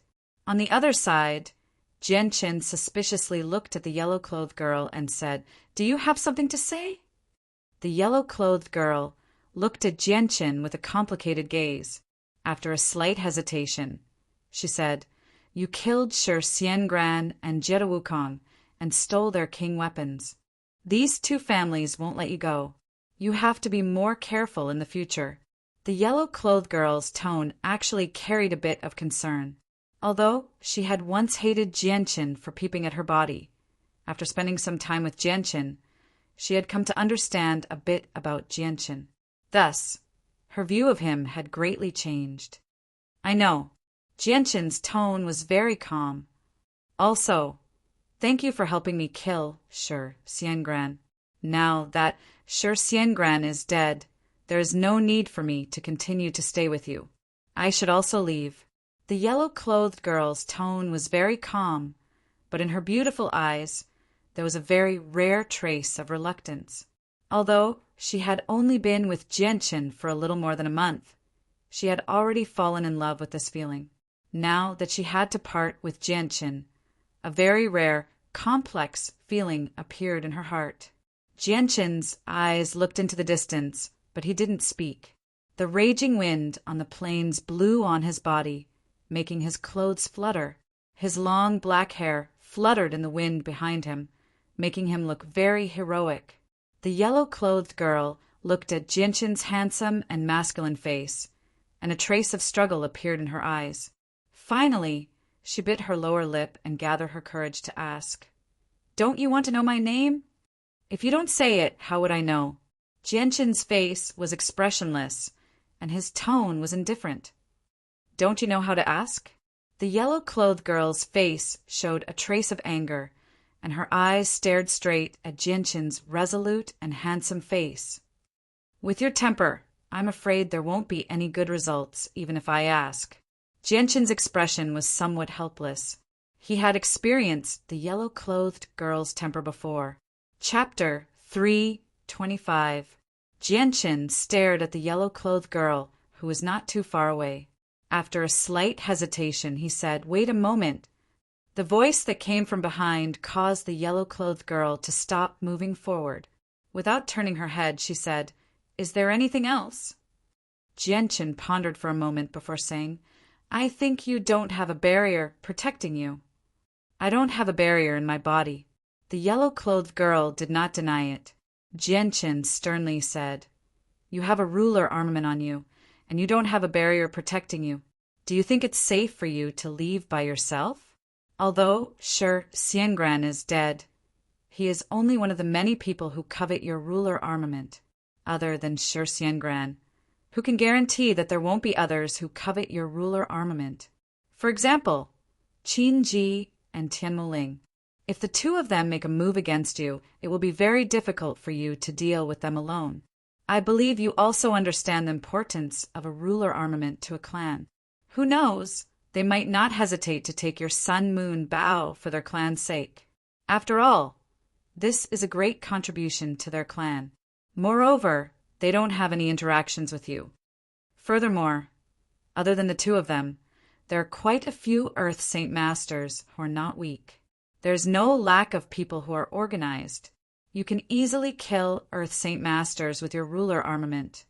But what if a group of Earth Saint Masters were to attack you at the same time? Can you handle it? After all, your sun-moon bow is only powerful in long-range attacks. Once they get close to you, your sun-moon bow will lose this huge advantage. In the end, who can guarantee that no one has set a trap for you? After saying that, even Jianqin did not know why he wanted Huang Wan to stay. Perhaps it was because, after spending more than a month together, Jianqin did not wish for the devastatingly beautiful Huang Wan to die here. This was because Jianqin now had a rough understanding of ruler armaments. Even someone as prideful as Degu Feng did not hesitate to sacrifice his own freedom in order to protect his ruler armament, forcing himself to swear a blood oath. From this, it could be seen just how important ruler armaments were to large clans. Huang Wan was alone, and the king weapon in her hand was a longbow that could only be used for long-range attacks. Once the enemy got close to her, the advantage of her king weapon would be greatly reduced. In addition, she did not have the protection of a barrier, so it was inevitable that some people would be greedy and attack her. As for Qin Ji and Tianmu Ling, they were the ones that Jianqin was most worried about. This was because the two of them had been in close contact with Huang Wan for a long time. Perhaps they had already figured out Huang Wan's background. Although Jianqin was not sure if the two of them would attack Huang Wan, he had to be on guard against them. Hearing Jianqin's words, Huang Wan's expression suddenly became serious. What Jianqin said was not without reason. After the incident in the cave, many people knew that she had a king armament. Although it was the first time that many people had heard of a king armament and didn't know what it was, they were afraid that they would encounter someone who knew the value of a king armament. With the value of a king armament and the fact that she didn't have the protection of a barrier and was alone, perhaps some people would really make a move against her due to the various disadvantages of a king armament. Thinking of this, Huang Wan's complexion became more and more heavy. Originally, she thought that Shi Xiangran was dead and she would be fine, but she didn't expect that an even bigger trouble would appear. All of this was because the king weapon was too precious. Just in case you should stay with us. In a dozen days, the elimination round will end. At that time, we will all be transported out. Once we leave this place, you will be truly safe. Seeing that Huang Wan's will was wavering, Jianqin immediately struck while the iron was hot. He didn't know whether he treated Huang Wan as a stranger or as an ordinary friend. In short, Jianqin was very unwilling to see Huang Wan get into an accident during the elimination round. Perhaps it was because of Huang Wan's devastatingly beautiful appearance, or perhaps it was because of the friendship he had with Huang Wan over the past month, or perhaps it was because he had accidentally peeked at her body when they met, which made him feel a little guilty. The reason was so complicated that even Jianqin himself couldn't explain it clearly. Huang Wan stood in place without moving, as if she was hesitating. After a long while, she was finally convinced by Jianqin and slowly nodded her head. Jianqin let out a sigh of relief, and a trace of a smile appeared on his face as he said, "Let's go back and find a place to stay. The next thing we need to do is to wait patiently. The participation token is already enough for us to enter the top 500. Huang Wan cancelled the idea of separating from Jianqin and leaving by herself, and once again followed behind Jianqin and returned to the group. After returning, Jianqin couldn't help but be winked at by Mingdong. Although Mingdong didn't say it out loud, the flirting in his eyes could be seen by even an idiot, making Jianqin unable to explain himself. "Bro, you're amazing. This girl is much prettier than my sister. She's just not as gentle as my sister." Qin Shao moved closer to Jianqin and chuckled. He looked at Jianqin meaningfully, which made Jianqin feel rather awkward. His relationship with Huang Wan really wasn't as complicated as everyone thought, but Mingdong and the others just had to think in a different direction, which left Jianqin helpless. If he were to explain himself at this time, not only would it not have the slightest effect, but it would also cause everyone to misunderstand him even more. In a large tent the size of a house, Mingdong, Dr. In, Yunzheng, Jianchen de Gufeng, Qin Shao, Zithermaster, and Huang Wan were all sitting around a round table. The table was filled with all kinds of fragrant dishes. These were all things that Jianqin had found in Jidwukang's space ring. There was a large pile of prepared dishes inside. Since space rings were much stronger than space belts, the things inside wouldn't deteriorate at all.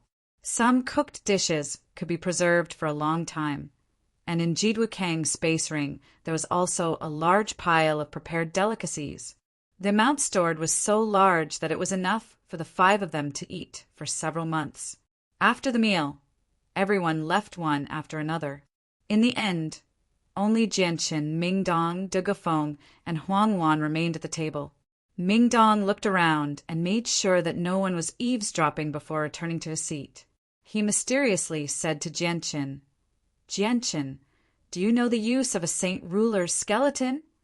"Yeah, I really am very curious. Just what is so precious about a skeleton that you all are fighting over it so fiercely?" Jianqin immediately became interested. Let me tell you, this time the Yellow One actually took the initiative to speak for the first time. Her voice was very soft and gentle.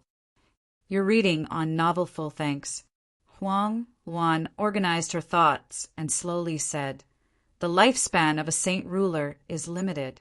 When a saint ruler reaches the end of their lifespan, they will naturally die. We have a unified term for this death, and that is passing away in meditation. Since the power of a saint ruler is just too great and extremely condensed, the saint weapons completely condensed from their energy will not disperse after they pass away. Instead, they will turn into pure energy and remain in their bodies, slowly entering their bones before being hidden away. As a result, the skeleton of a saint ruler is basically equivalent to all the power of a saint ruler. It's extremely precious. Once you obtain the skeleton of a saint ruler, it's equivalent to obtaining all the saint ruler's power. Tell me, wouldn't that be enough to make people jealous? Jianqin nodded as if he understood. He said, I think I understand a little. But if that's the case, where did the ruler armaments in your hands come from? According to what you've said, once the energy of a saint ruler completely fuses into their bones, the saint weapons should have dispersed as well. How can they be preserved? Huang Wan said, the strength of saint rulers is divided into a total of 9 layers, known as the 9 heavenly layers. Saint rulers who have reached the 9th heavenly layer already stand at the peak of their current cultivation level, only a single step away from reaching the level of Holy Emperor. At that time, the energy within saint rulers at the 9th heavenly layer has already reached the limit of purity, approaching a qualitative change. They already have the ability to forcefully sever the connection between their saint weapons and their bodies. As a result, all saint rulers at the 9th heavenly layer will draw their saint weapons when they reach the end of their lifespan and forcefully sever their connection with their saint weapons. That way, their saint weapons will perfectly preserve their power and never disperse. That's how ruler armaments are created. Only saint rulers at the 9th heavenly layer can forcefully sever their connection with their saint weapons and perfectly preserve their saint weapons when they reach the end of their lifespan, while those below the 9th heavenly layer are unable to do so. As a result, after they pass away, their saint weapons will turn into energy and enter their skeleton, just like the skeleton we just saw? Jianqin asked. Correct, said Huang Wan. Then I'm curious. Why would those saint rulers at the 9th heavenly layer cut off their connection with their saint weapons when they reach the end of their lifespan, allowing others to benefit from it? Of course, to some people with clans and organizations, they're obviously doing this for the benefit of their juniors. However, I remember that you said all of them, and not just a certain part, because I don't believe that every saint ruler on the Tianyuan continent has their own background. Jianqin voiced his doubts. It's because this is related to an unrealistic legend. As a result, all the saint rulers at the 9th heavenly layer choose to sever their connection with their saint weapons and perfectly preserve their saint weapons, said Huang Wan. Legend. Oh, right. Jianqin, my uncle Tian told me about this before. Let me explain it to you. Ming Dong's expression changed. He said, my uncle Tian said that when the saint rulers of the 9th heavenly layer cut off their connection with their saint weapons, they would leave behind a small portion of their essence, presence, and soul to fuse with their saint weapons in hopes that the impossible legend would happen to them. What's that legend? Jianqin immediately became interested. It's resurrection, said Dugafeng sternly. What? Resurrection? Jianqin was stunned before disbelief flooded his face. Ming Dong nodded sternly. That's right. It's indeed resurrection. That's what my uncle Tian told me. How is that possible? At that moment, Jianqin found it unbelievable. He found it rather difficult to accept. Huang Wan gently sighed. It's indeed impossible because this legend has never been realized. However, it's hard to understand. What's understandable is that all the saint rulers at the 9th heavenly layer firmly believe in this matter. As a result, all the saint rulers of the 9th heavenly layer choose to sever their connection with their saint weapons when they reach the end of their lifespans, without exception. Dugafeng pondered. I think there's definitely something we don't know about, or I really don't understand why those saint rulers of the 9th heavenly layer firmly believe in this legend that has never been realized. Jianqin forcefully shook his head and murmured, This is just too unbelievable. The saint weapons left behind by saint rulers can actually resurrect them. That's just too ridiculous. No wonder this legend has never been realized. It's just impossible. Chapter 326. Some matters regarding saint rulers shocked Jianchen. Huang Wan and Dugu Feng both came from large clans. Their clans all had saint ruler ancestors. Coupled with the fact that they possessed very high statuses in their clans, they knew a lot about saint rulers. Although Ming Dong was born in a small mountain village, he knew a lot of secrets from the Hall Master due to his relationship with the unfathomable Hall Master. His knowledge was no less than Huang Wan and Dugu Feng's. The three of them talked about the secrets of saint rulers one after another. Not only did they tell Jianchen that saint rulers were divided into the 9 heavenly layers, but they also told him about the origins of ruler armaments and saint ruler skeletons. The skeletons of saint rulers contained all the power of a saint ruler. It was completely hidden in the depths of the skeletons and could be absorbed by people to cultivate. However, the only flaw was that only Heaven Saint Masters could use the power in the skeletons because the power was just too pure and powerful. It was impossible for people below a Heaven Saint Master to endure the cleansing of such power. Moreover, the ruler armaments actually hid a shocking secret. They could actually revive saint rulers who had passed away. Although it sounded like a fantasy story and had never been done before, the fact that every saint ruler of the 9th heavenly layer would choose to leave behind their saint armaments was enough to prove that the legend was not baseless. There were definitely some secrets unknown to ordinary people. The 2 pieces of information greatly impacted Jianchen. He felt that this world was just too wondrous. It was incomparable to the world he had lived in before. Dugu Feng took out a book made of unknown paper from his space ring and passed it to Jianchen. He said, "This is a heaven tier battle skill, but it's only suitable for people with water-attributed saint force to cultivate. It's useless to me, so you can have it." A gleam of light flashed through Jianchen's eyes when he heard that. He took the heaven tier battle skill and took a look. He discovered that it was a basic heaven tier battle skill and was indeed only suitable for people with water-attributed saint force to cultivate. Jianchen passed the heaven tier battle skill to Huang Wan and said, "I remember that you just happen to have water-attributed saint force, so this heaven tier battle skill is perfect for you." Huang Wan glanced at the heaven tier battle skill before tossing it to Jianchen. She said, "My heaven tier battle skill is of a higher level than this one. I don't need it. Can't you cultivate both of them together?" Jianchen asked. Huang Wan looked at Jianchen strangely and said, "A heaven tier battle skill is already a peak battle skill on the Tianyuan continent.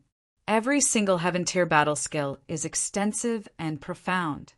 Regular people will struggle to completely comprehend a single heaven tier battle skill in their entire lives. It's not like cultivating more is better. Even if you cultivate several heaven tier battle skills, you won't be able to compare to someone who has completely comprehended a single heaven tier battle skill. As a result, unless you completely comprehend a single heaven tier battle skill, it's best not to waste time on other heaven tier battle skills. Not only will it be a waste of energy, but it'll also lead to nothing." Jianchen felt that it was very reasonable with that, so he put the heaven tier battle skill away. Although he had no use for it, a heaven tier battle skill was a necessity for the flame mercenaries to grow stronger. Jianchen took out Shi Gran and Jita Wukong's space rings and pulled out a large pile of pitch-black tokens. They formed a small mountain on the table. There were no less than 2,000 tokens in total. "Ming Dong, you haven't been out for very long, so you probably haven't collected many tokens yet. You can take as many as you need," Jianchen said to Ming Dong. Ming Dong immediately beamed with joy. He said, "That's great. I just happen to be lacking these things. It's not easy to find tokens right now. I've robbed quite a few people along the way, but all of their tokens have been taken away by others. As a result, I've only found less than 100 tokens." With that, Ming Dong grabbed a large handful of tokens and stored them in his space ring without any hesitation. "It's enough. 500 tokens should be enough for me to advance." Ming Dong only took around 400 tokens. It's not enough. If you want to advance successfully, You'll need at least 1,200 tokens. The number of participants isn't as small as you imagine. I estimate that there are at least 500,000 people, and that's just a conservative estimate, Dugafeng said. Jianqin was startled when he heard that. He never thought that there would be so many participants. He originally thought that there would only be 100,000 or 200,000 people, but he never thought that the actual number would be much greater than he had imagined. Jianqin took a few tokens again. As a precaution, he had prepared a total of 1,500 tokens this time to ensure that he could successfully enter the top 500. Jianqin, Huangwan, and Dugafeng had already reached that number, so they didn't touch them. Afterwards, Jianqin called over Qin Shao, the Zither Master, Dr. In, and Yunzheng. He planned to give the remaining tokens to them to distribute. I've come to protect young Master Qin Shao and not participate in the finals, the Zither Master said. The taciturn Zither Master opened her mouth and said. She then took out the dozens of tokens she had collected and donated them to everyone. I've only come here because of the training mission my father gave me. I don't plan on participating in the finals at all. With my current strength, participating in the finals is no different from suicide, Qin Shao said. Afterward, Jianqin looked at Yunzheng and Dr. In. Although they hadn't known each other for very long, the two of them had followed Jianqin for so long, so he couldn't mistreat them no matter what. Yunzheng discussed with Dr. In. In the end, Yunzheng chose to withdraw and give the opportunity to Dr. In. Dr. In is stronger than me and possesses Earth-attributed Saint Force. At the same time, he saved my life before, so I'll give this opportunity to him, Yunzheng said solemnly.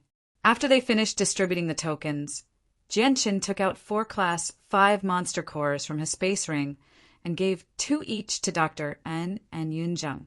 It could be considered as repayment for their efforts in protecting the cave. Now that we have enough tokens, all we need to do is wait patiently.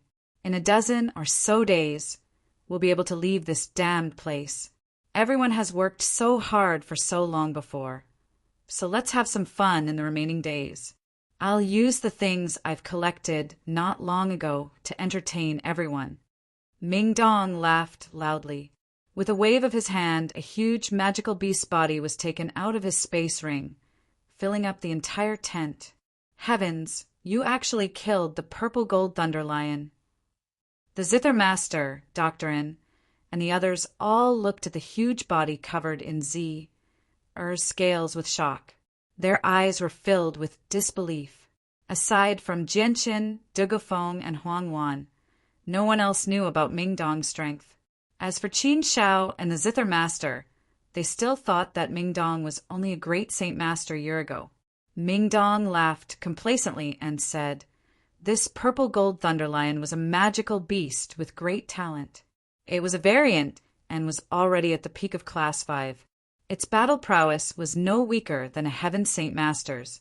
Fortunately, it was heavily injured, which was why I was able to kill it so easily.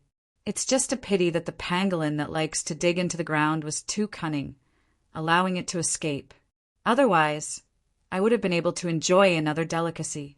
Eating the meat of these high-class magical beasts for a long time is very beneficial to the body." After leaving the tent, Jianqin took out the things he had found in the hidden compartments of the cave and organized them. In the final moment when the cave was about to collapse, he had collected a total of 3 Earth Tier battle skills, for Earth Tier cultivation methods, and more than a dozen white jade bottles. They were all holy healing medicines. Just a whiff of their auras was enough to make one feel relaxed and happy. Needless to say, they were extremely precious. In addition, there were a few pills completely condensed from Radiant Saint Force. They were wrapped in a layer of powder that Jianqin did not know about, preventing the Radiant Saint Force from leaking out. The Radiant Saint Force within the pills shocked even Jianqin because the purity of the Radiant Saint Force had already exceeded Jianqin's current abilities. These healing medicines are all extraordinary. The Saint Ruler must have prepared them for himself, Jianqin thought to himself. In the end, Jianqin took out the violet gold box and gently opened it. A snow-white beast hide was folded inside. Jianqin gently picked up the beast hide and carefully kneaded it. In the end, he thought of something and immediately took out 2 other snow-white beast hides from a space ring. The 3 beast hides were the same color and size. They seemed to have been cut up from the same beast hide. One of the 3 beast hides was given to him by Jianqin's mother, Bai Yuntian. It had always been kept in the Bai family as a legacy treasure.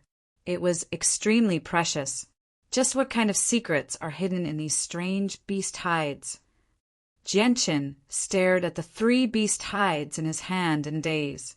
He was filled with doubt. Jianqin had studied these beast hides for quite some time in private, but he had come up empty-handed. Jianqin knew that it was impossible for him to find the secrets of these beast hides, so he didn't waste any time. He put the 3 beast hides together and stored them in his space ring. In the next few days, Jianqin and the others had a relatively easy time. Because the strength of the team had reached the point where they didn't need to fear anyone, they stayed on the plains and ate roasted purple gold thunderlion meat 3 times a day. They had a relatively leisurely time, quietly waiting for the end of the elimination round. However, Jianqin was not idle. Apart from eating, he spent the rest of his time in his tent, painstakingly studying the Heaven Tier battle skill he had obtained in the cave, the Heaven Tier battle skill. The art of stealing heaven's fortune.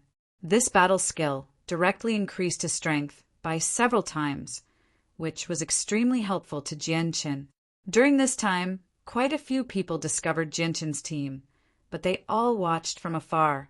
No one came to disturb them, afraid that they would accidentally offend someone with a bad temper and lose their lives. 3 days before the end of the elimination round, bad news arrived. In the north, 3 powerful people had appeared, and every single one of them possessed Saint Force of the Light attribute. This kind of Saint Force was extremely rare on the Tianyuan continent, and the people who possessed this kind of Saint Force were all called Radiant Warriors. At the same time, they were also known as the Undying. This was because once they were injured in battle, they would quickly recover through their healing abilities. In a battle of the same level, it would be very difficult to kill them unless they were killed in a single strike. The Radiant Warriors all possessed the same abilities as Radiant Saint Masters. They could control Radiant Saint Force to heal themselves, but unlike Radiant Saint Masters, their Radiant Saint Force could only be used by themselves. They couldn't heal others like Radiant Saint Masters. The appearance of the 3 people who could control Radiant Saint Force immediately led to many discussions. This was because Saint Force of the Light attribute was just too rare on the Tianyuan continent. Almost at the same time, everyone began to compare the 3 of them to the 5 great experts. For a moment, all sorts of rumors began to spread. Some people said that they had personally seen a Radiant Warrior behead a Class 5 magical beast with a single strike. Others said that they had personally seen a Radiant Warrior kill over a dozen Earth Saint Masters at the same time. No matter what the rumors were, they all demonstrated the strength of the 3 Radiant Warriors. Jianqin felt some pressure when he heard the legends about the 3 of them. He had visited many places on the Tianyuan continent and met many people, but this was the first time he had heard of people who possessed Saint Force of the Light attribute. This was because Saint Force of the Light attribute was just too rare on the Tianyuan continent. 3 days passed in the blink of an eye. Today was the day of the elimination round. Jianqin and the others had already put away their tents. They sat on the ground and waited quietly. More than half a day later, the originally bright sky suddenly darkened. The entire horizon instantly turned gray. Then a powerful energy fluctuation that could shake one's heart swept through the sky, wreaking havoc in the air. The sky grew darker and darker. The entire world seemed eerie and sinister. The violent energy constantly wreaked havoc in the sky. In the end, a huge crack suddenly appeared in the sky.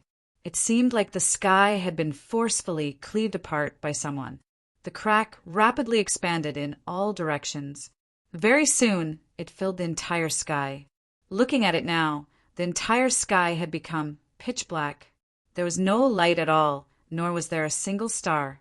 It was extremely oppressive.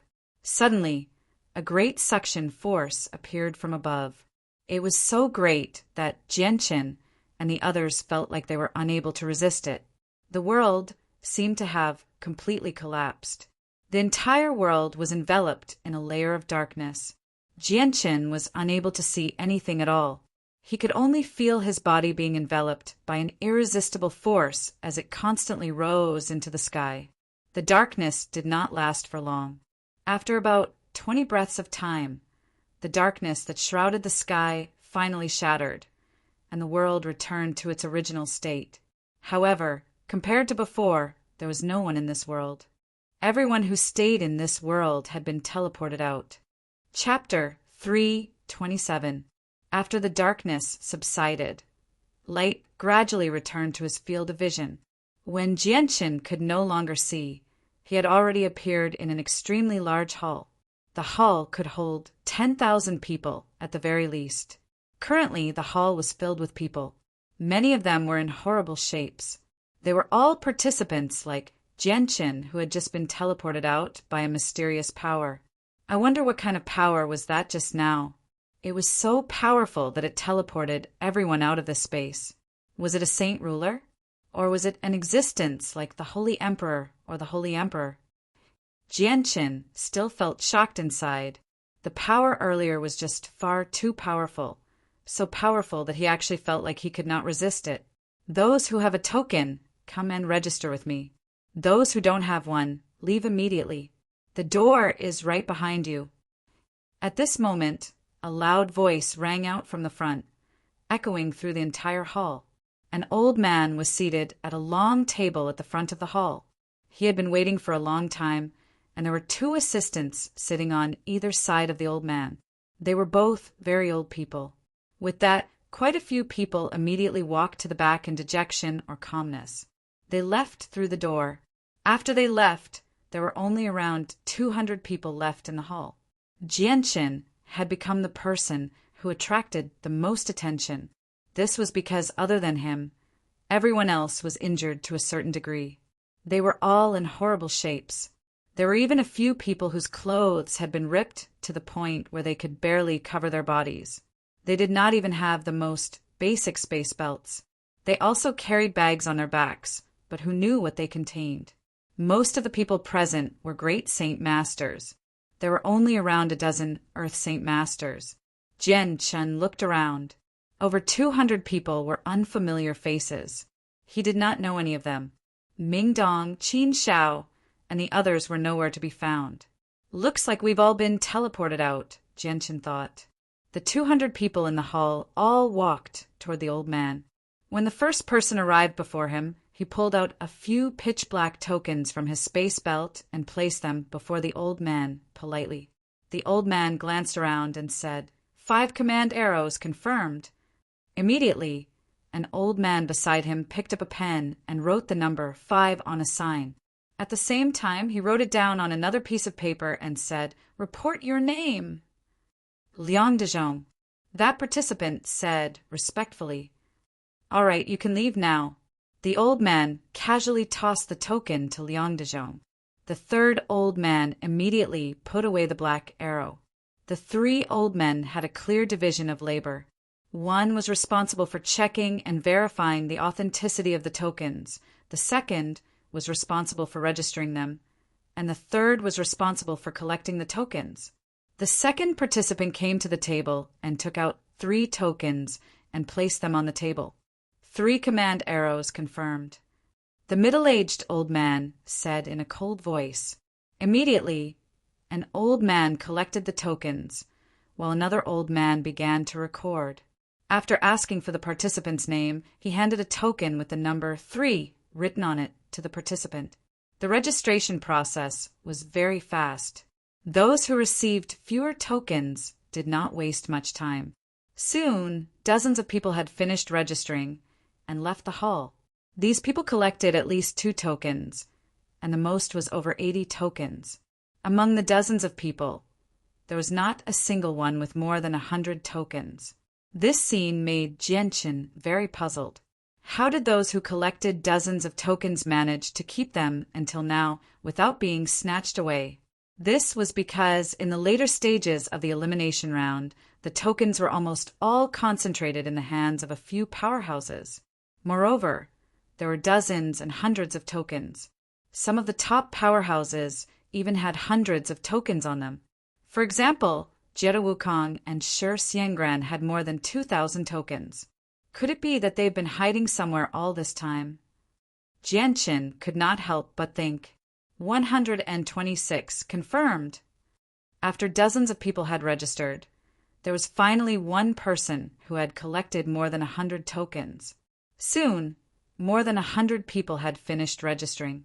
Among them, the person who had collected the most tokens had more than 300 tokens. When it was Jianqin's turn, the people behind him immediately became spirited. They stared at him with shining eyes. They were all curious as to how many tokens the only person in the hall had collected. Jianqin raised his left hand, and an exquisite ring was immediately exposed to everyone's eyes. "That's a space ring." Someone behind him immediately exclaimed. Those who could wear a space ring were either rich or noble. None of them were simple people. Among the mercenaries, those who could wear a space ring were without exception powerful people.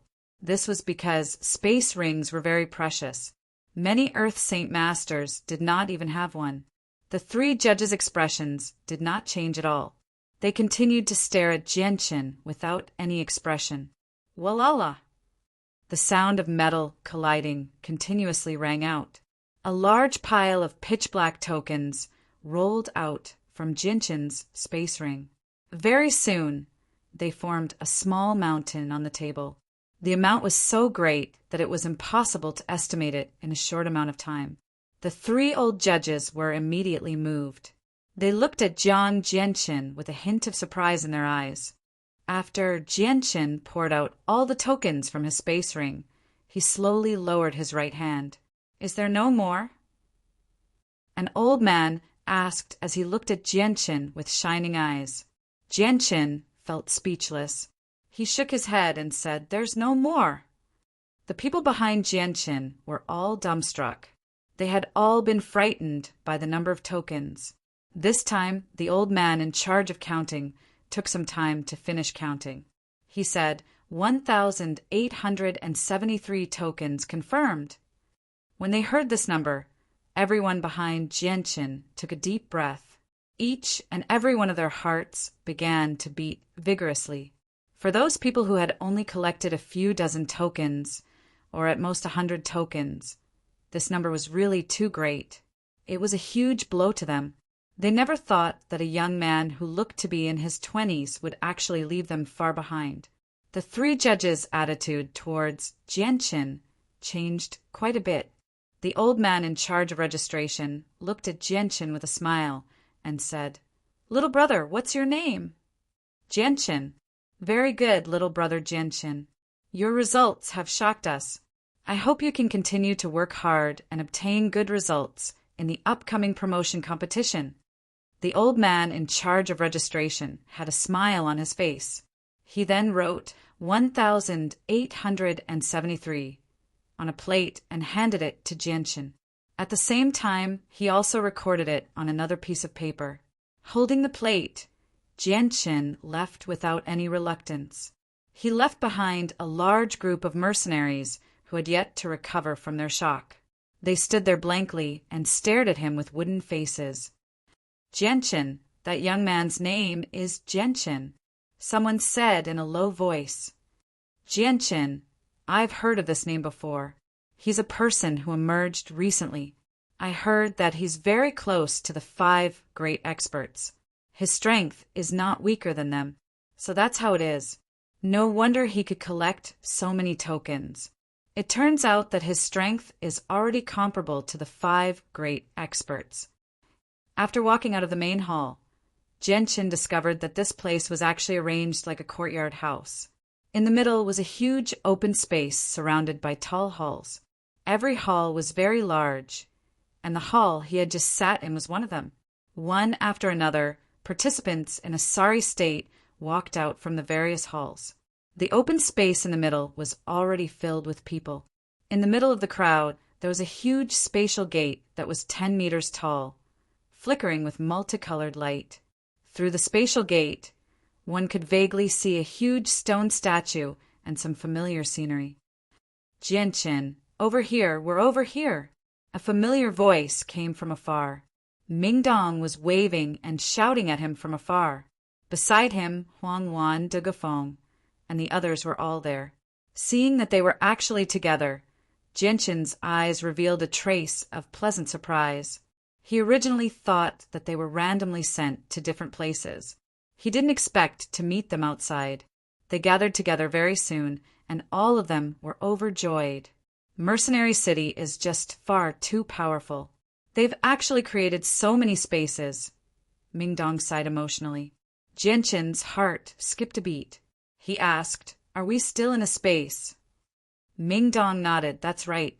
This place is still an independent space. Do you see that spatial gate? We can only truly return to the Tianyuan continent through that spatial gate." Jianchen was not too surprised because he knew that he was not in Mercenary City when he saw what was inside the spatial gate. He had just never thought that he would be in an independent space. "Let's go out. The Great Elder is probably waiting anxiously for us," Qin Shao suddenly said. Afterwards, they walked towards the space gate together.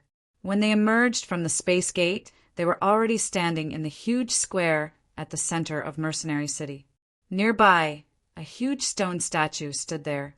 The statue was extremely lifelike, as if it was a real person.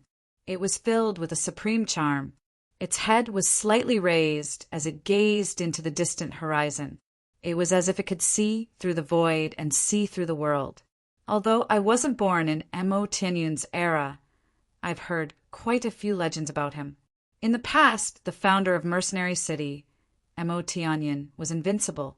He repelled the experts of the Bai clan all by himself and preserved the Tianyuan continent. His might was unprecedented, but unfortunately he still couldn't stop the erosion of time, De Gafeng murmured as he stared deeply at the statue. His emotions were mixed. Huang Wan also stared deeply at Mo Tianyun's statue before saying to Jianqin, "It's time for me to leave. Let's part ways here. I hope I can see you in the finals. Take care. Also, be careful of Shi Xiangran and the others.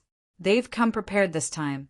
Your uncles Tian and Yun will probably be in trouble," Jianqin sternly warned. "It's fine. They won't dare to do anything in Mercenary City." Huang Luan did not mind. She stared deeply at Jianqin before turning around and leaving without looking back. Jianqin turned his head to look at Yun Zheng and Seniorin. He clasped his hands. "Gentlemen, it's time for us to part. May we meet again someday." "Hold on, Jianqin. I've heard from Jianqin that you seem to have formed a mercenary group. I wonder if that's true," Seniorin suddenly said as he stared at Jianqin in interest. Jianqin's heart skipped a beat when he heard that. He smiled. "That's right. I have indeed formed a mercenary group. Do you want to join us, Seniorin?" Seniorin chuckled as he rubbed his bald head. "Yeah, Jianqin. I want to join you, but I wonder if that's possible. You're both so powerful and so talented. I believe that I'll definitely have a bright future if I follow you." "Of course you're welcome." Jianqin beamed as he agreed in a hurry. He then looked at Yun Zheng and smiled. "Does brother Yun Zheng want to join us as well?" Yun Zheng smiled. "If brother Jianqin doesn't mind, I'll follow you in the future. Seniorin is right. I believe that I'll definitely have a brighter future if I follow you." Jianqin was more than happy to have the two of them join, so he agreed without hesitation. Right now, the Flame Mercenaries were in need of experts. The addition of 2 Earth Saint Masters was extremely important to the mercenaries' development. "Haha, it's great now. Our Flame Mercenaries has become a little stronger. I believe that we'll definitely be able to make the Flame Mercenaries shine brightly on the Tianyuan continent." Mingdong laughed happily as well. Afterward, everyone made their way to the inn. Qin Shao and the others had agreed with the great elder that they would meet up at the inn once they came out. Duge Feng was not with Jianqin. The seniors of the Duge clan were waiting for him, so he needed to return. Jianqin and Ming Dong returned to the inn with Senior and Yunzhang and Qin Shao. As soon as they entered, they saw the great elder sitting before a table. The table was already filled with dishes. The Tianqin clan's great elder glanced over everyone indifferently. When he saw that Qin Shao and the zither master were safe and sound, he could not help but smile happily. He said, "Come, sit down. I've already prepared good wine and food. I'm just waiting for you to return safely."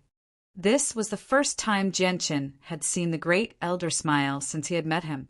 It was also the first time he had spoken so amiably. Even Qin Shao was no exception. At that moment, Qin Shao and the zither master both felt rather restrained. "I'm sorry for making Grand Elder worry." Qin Shao bowed respectfully before sitting down at the table with everyone else. Chapter 328. Ming Dong chuckled when he saw how shocked the great elder was. He said, "The great elder really does have good eyesight. You actually saw through my strength with a single glance. However, there's no need for you to lose your composure like that." Before the mercenary competition, the great elder, who was a heaven saint master, had pressured Ming Dong greatly, but now Ming Dong was much more relaxed in front of the great elder. He did not feel pressured at all because he was only a step away from becoming a heaven saint master. If it were not for the fact that he had to follow Uncle Tian's request, Ming Dong could have become a heaven saint master at any time. The great elder stared at the black-clothed Ming Dong in a dumbfounded manner. His originally calm demeanor became turbulent in a single moment. Disbelief and disbelief filled his old eyes. In just a short year, Ming Dong had gone from Great Saint Master to Peak Earth Saint Master. This was several whole realms of cultivation, something that was impossible. The most important point was Ming Dong's age. From Ming Dong's appearance, he seemed to be around the same age as Qin Shao, around 27 or 28 years old. Even if there was a difference, he would not be older than 30. Reaching the peak of the 6th cycle of Earth Saint Master at 30, only a step away from becoming a Heaven Saint Master, could no longer be called a genius. Instead, it was a rare prodigy. His talent was enough to shock everyone. How is this possible? You were clearly only a Great Saint Master a year ago, so how did you become a 6th cycle Earth Saint Master a year later? Were you hiding your strength before? The great elder struggled to maintain his composure. His voice trembled slightly as disbelief filled his face. Ming Dong was overjoyed when he saw the great elder's shocked expression. In the past, he had only been an insignificant person at the bottom of the mercenaries. Experts, like Heaven Saint Masters, were supreme existences in his eyes, terrifying existences that he would never be able to climb up to.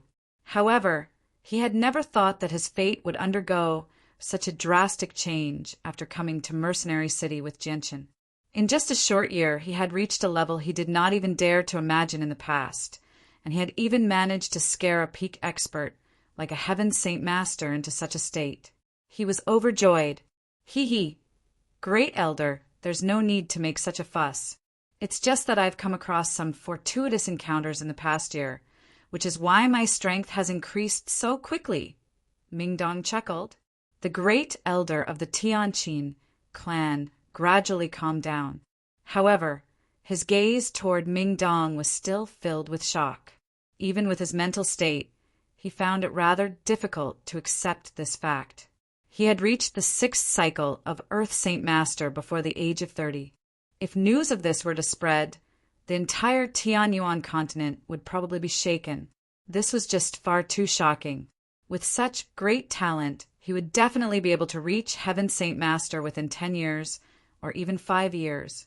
In the current era where saint rulers were hermits, Heaven Saint Masters were already peak experts on the Tianyuan continent. Sigh, I've gotten old. Back then, I only reached the 6th cycle of Earth Saint Master when I was over 70 years old. I never thought that you would reach such a level at 30. If you can continue to grow, you'll definitely be able to reach the peak of Saint Ruler one day, the great elder sighed emotionally. Ming Dong became complacent after being praised by a heaven saint master. He was basically a fish that had leapt over the dragon gate. The great elder looked at Qin Shao and said, Shao you're the most outstanding person of the Tianqin clan in the past century. I feel very gratified that you were able to successfully complete the mission your father gave you. Qin Shao was not as natural as Ming Dong when facing the great elder. He submissively said, Great elder, I plan on breaking through to Earth Saint Master once we return. I'm confident that I can succeed. The great elder smiled in gratification. There's no rush. You're still young, so you should stabilize yourself first. It won't be too late for you to break through to Earth Saint Master when you have 100% chance of success. After all, Earth Saint Master is the first hurdle of life and death. You can't make the slightest mistake, or your life will be over. Oh right, why haven't I seen Tianzhou? Why hasn't Tianzhou come out yet? The great elder suddenly asked. Jianqin and Qin Shao were stunned when they heard that. They fell silent. Although Jianqin and Tianzhou had some disagreements, he did not kill Tianzhou. However, this could not guarantee that the injured Tianzhou would not be killed by someone else. The zither master continued to eat as if she had not heard what the great elder had said. She did not even raise her head. Sigh, Tianzhou's talent is not bad. I hope he's still alive. The great elder clearly knew a little about the situation of the elimination round, so he did not ask Qin Shao and the others. After the meal, Jianqin and the others all returned to their rooms. Since Tianzhou and the 3 people he had brought with him had not returned, there were 4 empty rooms left. Yun Zheng and Senior and just happened to be staying in them. After returning to his room, Jianqin called Jianqin over. The 2 of them began to study the Heaven's Fortune art together. Although the elimination round was over, there were still one-on-one battles. Adding on the fact that he had killed Jie Wukong and Shi Xiangran, the organizations behind them would definitely not let him go. Therefore, Jianqin needed to increase his strength as quickly as possible. Right now, the only thing that could increase his strength quickly was this Heaven Tier battle skill. In a Heaven Tier room of an inn in Mercenary City, Jie Wukong's corpse was placed on the ground. Beside him, 2 white-haired old men stood there with gloomy faces. Their eyes were filled with intense killing intent. On the other side, the 2 middle-aged men who had carried away Jie Wukong's corpse were kneeling there in fear. Their bodies were constantly trembling. Who killed Wukong? One of the old men asked with a gloomy face. His expression was extremely ugly. Elder, young Master Wukong was killed by someone called Jianqin. One of the middle-aged men said with a trembling voice, Then where is the broken cloud sword that young master carried with him? The other old man immediately shouted. His gaze was extremely frightening. The 2 middle-aged men's faces turned pale. They did not dare to speak. Speak! The old man who had asked about the broken cloud sword was furious. He stared at the 2 men with a sharp gaze. It should have been taken by Jianqin. One of the middle-aged men trembled as he spoke. As soon as he finished speaking, one of the old men slammed his palm heavily on the table. The entire table was instantly reduced to dust. He said angrily, Trash, you 2 trash. What's the use of keeping you? As he spoke, the old man stretched out his hand, wanting to slap the 2 men's heads. Seeing this, the other old man's expression changed slightly. He immediately stopped the old man and said, Third elder, calm down. Don't forget where you are. You can't fight here. Hearing this, the old man who was called the 3rd elder put down his hand with a gloomy face. He said in a deep voice, You 2 immediately go and find out where Jianqin is. You must find out where Jianqin is in the shortest amount of time possible. We must get back the king weapon. Yes, 3rd elder. We will go and find out where Jianqin is. The two men acted as if they had been given a great order and left the place as if they were escaping. At the same time, in another luxurious inn, 3 old men and a middle-aged man were anxiously waiting. So much time has passed. Why hasn't young master returned yet? Could something have happened? The middle-aged man anxiously paced back and forth in the room. There was an indescribable anxiety on his face. Although the 3 old men in gray clothes did not say anything, there was a sliver of worry on their faces. One of them said, "Let's wait and see." Old, for has already gone to get the young master. I believe he'll be back very soon. Elder Kai, do you think something has happened to young master Xiangran? Otherwise, why hasn't he returned yet? The middle-aged man could not help but ask. Hearing that, the 3 old men became rather uneasy. One of them said, "There's no need to rush. Let's wait and see." In the blink of an eye, 3 days passed. 3 days later, a letter was delivered to Jianqin, Mingdong, and Senior, and at the same time. The 3 of them had successfully obtained the opportunity to advance. A large announcement had already been posted in the central square of Mercenary City. It was densely filled with the names of 500 people. They were all the 500 people who had successfully advanced, and the number of tokens they had collected was indicated behind them. Senior and Yunjiang, who had been out all day, immediately bought a copy of the rankings from a store and gave it to Jianqin. When Jianqin saw the rankings, he could not help but frown slightly. This was because he was only ranked 14th, despite having obtained a total of 1,873 tokens. The person in first place was called Karaja. His name was extremely unfamiliar, but he had obtained a total of 3,072 tokens, over 1,000 more than Jianqin. The person in second place was called Czar. He had collected over 2,700 tokens. He was also an unfamiliar name. The person in third place was called Gaddafi. He had collected over 2,500 tokens. The person in fourth place was also an unfamiliar name. There was only one word in his name, Jew. He had collected over 2,300 tokens. A familiar name finally appeared in fifth place. It was actually Qinji. He had collected over 2,100 tokens.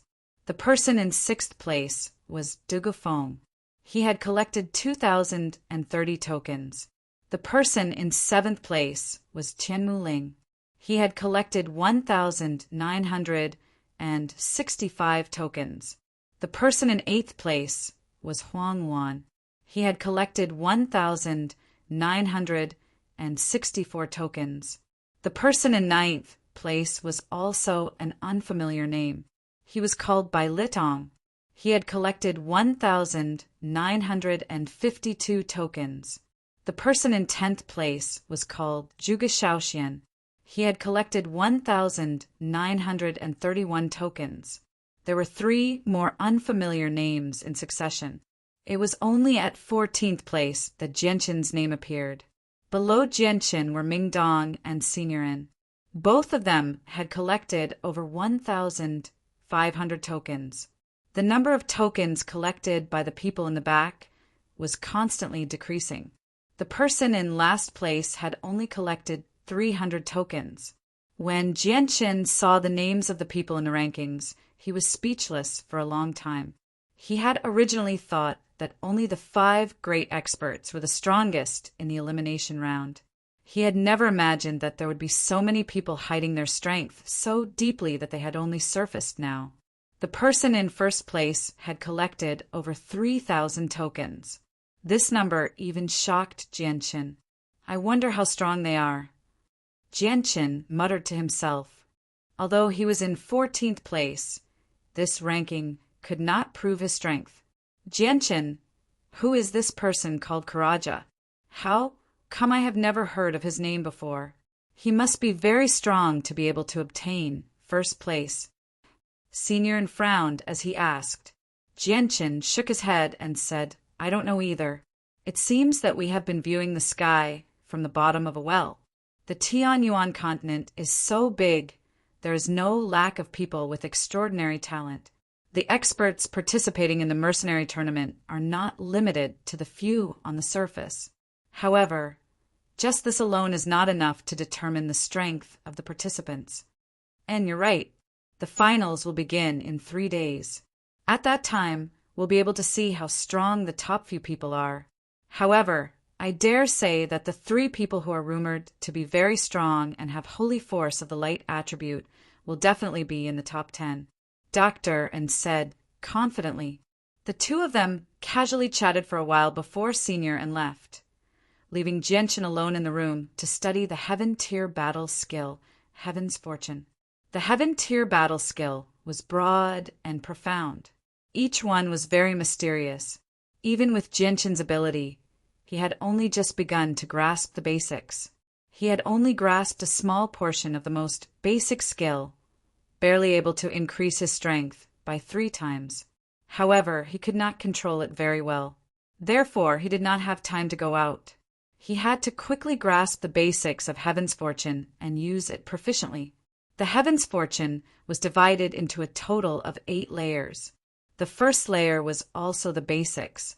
After reaching the basics, one could increase one's strength by 3 times. The second layer could increase one's strength by 4 times. The third layer could increase one's strength by 5 times, and so on.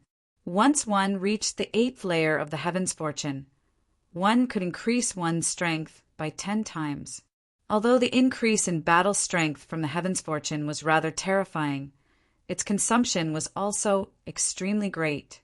No matter how many times one's strength was increased, the consumption of Saint Force would increase as well. Although it could greatly increase one's battle strength for a short period of time, the terrifying consumption made it impossible for one to fight for long periods of time. Jianqin calmly studied the Heaven Tier battle skill by himself in his room. Mingdong was the same. Only Qin Shao and the others were playing around all day. As for the great elder of the Tianqin clan, he was always elusive. Today, 2 white-robed old men arrived at the inn Jianqin was staying in with sunken faces under the lead of 2 middle-aged men. They directly went up to the 3rd floor and arrived before Jianqin's room. Without any politeness, they kicked the door open. Jianqin, who was studying the Heaven Tier battle skill on his bed, slowly opened his eyes. He calmly stared at the 2 old men. He had expected people to come looking for him. The 2 old men glared at Jianqin. One of them called out, "You're Jianqin." Jianqin showed no fear at all. "That's right, I'm Jianqin. May I ask for your names?" Chapter 329. We are from the Jita clan. You can call me the 3rd elder, and this is the 4th elder. One of the elders said expressionlessly. Jianqin continued to sit cross-legged on the bed as he clasped his hands and asked, "Elders, may I know why the 2 of you are looking for me?" The 3rd elder glared at Jianqin and sternly said, "Jianqin, let me ask you this. Did you kill our young master?" "So what if I did?" Jianqin did not deny it, as this matter was not up to him. The scene of him killing Jetta Wukong had been witnessed by many. Even if he did not admit it, the Jetta clan could still ask Qin Ji and Tianmu Ling about the truth. Hearing Jianqin's words, the 2 elders' eyes were filled with killing intent. The 3rd elder growled, "How dare you kill our Jetta clan's young master? Jianqin, which power do you belong to?" Jianqin sneered, "I am alone." "So what?" Hearing this, the 3rd elder and 4th elder looked at each other and sighed in relief. Previously, they were worried that Jianqin had a powerful backer that the Jetta clan could not afford to offend. Now that they knew that Jianqin did not have any backing, the fear in their hearts disappeared. Although the 2 of them knew that Jianqin could be lying to them, they were more than happy to hear that. "Jianqin, is young Master Wukong's cloud breaker in your hands?" The 4th elder stared at Jianqin and asked, "Cloud breaker? Is that the ruler weapon in Jetta Wukong's hands? I never thought that this short sword would be called Cloud Breaker. Not a bad name." Jianchen said with a chuckle. Although the two were peak heaven saint masters, he did not show the slightest fear. The Cloudbreaker sword really is in your hands. Jianchen, hand it over immediately if you know what's good for you, and I can leave your corpse intact. Killing intent immediately erupted from the third elder's eyes. Jianchen rubbed the space ring in his hand and smiled. Since I'm going to die anyway, why don't you just kill me and take this space ring? There is something you want in this space ring, so I don't have to do it myself. Brat, how dare you? Do you really think this elder won't kill you? The third elder's face was filled with killing intent. Come kill me if you dare. Jianchen sneered. He was betting that the two elders would not dare to attack him in Mercenary City because he remembered the words of the Tianqin clan's great elder. No matter what happened, he was not allowed to fight in Mercenary City. Otherwise, no one would pay attention to him. You! The third elder was furious. He almost could not help but attack, but he held himself back in the end. Seeing this, Jianchen could not help but smile. He had guessed correctly. The Jita clan really did not dare to attack him here. Looks like there is something in Mercenary City that even Heaven Saint Masters fear. Jianchen thought to himself. The black-clothed Ming Dong heard the commotion and came to Jianchen's room. He glanced at the two elders and said, Jianchen, what happened? Who are they? They are from the Jita clan. Jianchen indifferently said. Hearing this, Ming Dong immediately understood. He knew that Jianchen had killed Jita Wukong and taken away his ruler weapon. Now that he heard that the two were from the Jita clan, Ming Dong immediately knew what they were here for. Jianchen, do you need help? Do you want me to call Uncle Tian out? Ming Dong whispered to Jianchen. Jianchen shook his head. There's no need. This is Mercenary City. They won't dare to touch me, or they would have done so long ago. There's no need for them to waste their breath on me. Hearing this, Ming Dong was slightly surprised and suddenly said, I almost forgot we cannot fight here. Ming Dong then turned around and smiled at the two elders of the Jita family. Seniors, you should leave. There is no point in staying here any longer. What I'm saying is true. The two elders of the Jita family were so angry that their noses were crooked. Their faces were extremely gloomy and their gazes were extremely sharp. However, they had nowhere to vent their anger because, within Mercenary City, the two of them did not dare to make a move. Seniors, I was the one who killed Jita Wukong, and the ruler weapon is indeed in my hands. All right, you know what you need to know, so you can leave. Jianchen did not give them any face and asked them to leave. The enmity between him and the Jita clan was destined to be irreconcilable. Being ignored by two juniors, the two elders from the Jita clan were livid. If they were not in Mercenary City, the two of them would have already attacked Jianchen and Ming Dong. There was no need for them to endure such humiliation. Jianchen, you will regret this. The fourth elder gritted his teeth and said, Jianchen, hand over the Cloud Splitter sword. Otherwise, no matter where you run, the Jita clan will hunt you down. The third elder did not give up and threatened. Jianchen coldly snorted and pointed in the direction of the door, saying, You too, you can leave now. Jianchen did not want to waste any more words with them. The two elders from the Jita clan were extremely gloomy. The third elder opened his mouth again and said, Jianchen, do you really want to completely offend the Jita clan? Jianchen did not move and did not listen. The fourth elder said, Jianchen, we will give you one last chance. Hand over the Cloud Splitter sword and we will not make things difficult for you. Even if you leave Mercenary City, we will not take the initiative to make things difficult for you. The fourth elder knew that using force would not work on Jianchen, so he had no choice but to use a soft approach. The ruler weapon, Cloud Splitter sword, was too important to the Jita clan, and they had to successfully bring it back. You too, please leave. Jianchen's expression was somewhat impatient. Jita Wukong's position in the Jita clan was definitely not low. He had killed Jita Wukong and had already formed a grudge with the Jita clan. Only a fool would hand over the ruler weapon and increase the strength of the enemy to deal with him. You really don't want to hand over the Cloud Splitter sword. The third elder's knuckles cracked as the anger in his heart had already reached its limit. This time, Jianqin simply closed his eyes and did not even bother to look the two. These two elders of the Jetta clan were very thick-skinned. Their master had already ordered them to leave, and yet they still refused to leave. Seeing Jianqin's resolute attitude, the fourth elder took a deep breath and slowly calmed himself down. At this point, he also knew that it was almost impossible for Jianqin to hand over the ruler weapon. "Let's go!" The fourth elder shouted as he waved his sleeve and turned to leave with a belly full of anger.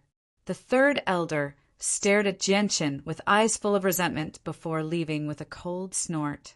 With a wave of his hand, Mingdong closed the door with a gust of wind and sat down beside Jianqin. With a serious expression, he said, "Jianqin, what do you plan to do now? These two are peak Heaven Saint Masters and will not be easy to deal with." Jianqin did not mind at all. He smiled. "It's fine. They won't dare to do anything in Mercenary City and will be participating in the finals soon. We'll be staying in Mercenary City for a while. If we want to leave, I have a way to avoid them." Mingdong took out a book from his space ring and handed it to Jianqin. "Jianqin, this was given to me by my Uncle Tian. It's a Heaven tier battle skill for movement. I originally wanted to give this to you long ago, but seeing how you've been studying the Heavens fortune art, I didn't take it out because I didn't want to disturb you. But looking at the current situation, I have no choice but to give it to you. The sooner you learn it, the more likely you'll be able to survive when a Heaven Saint Master pursues you." When he heard that it was a Heaven tier battle skill, Jianqin's heart could not help but skip a beat. A Heaven tier battle skill was something he did not even dare to think about before. Who would have thought that in just a few days he would obtain 3 Heaven tier battle skills? Chapter 330. Holding the Heaven tier illusory flash, Jianqin found it difficult to hide his excitement. This was because this battle skill was a pure speed battle skill.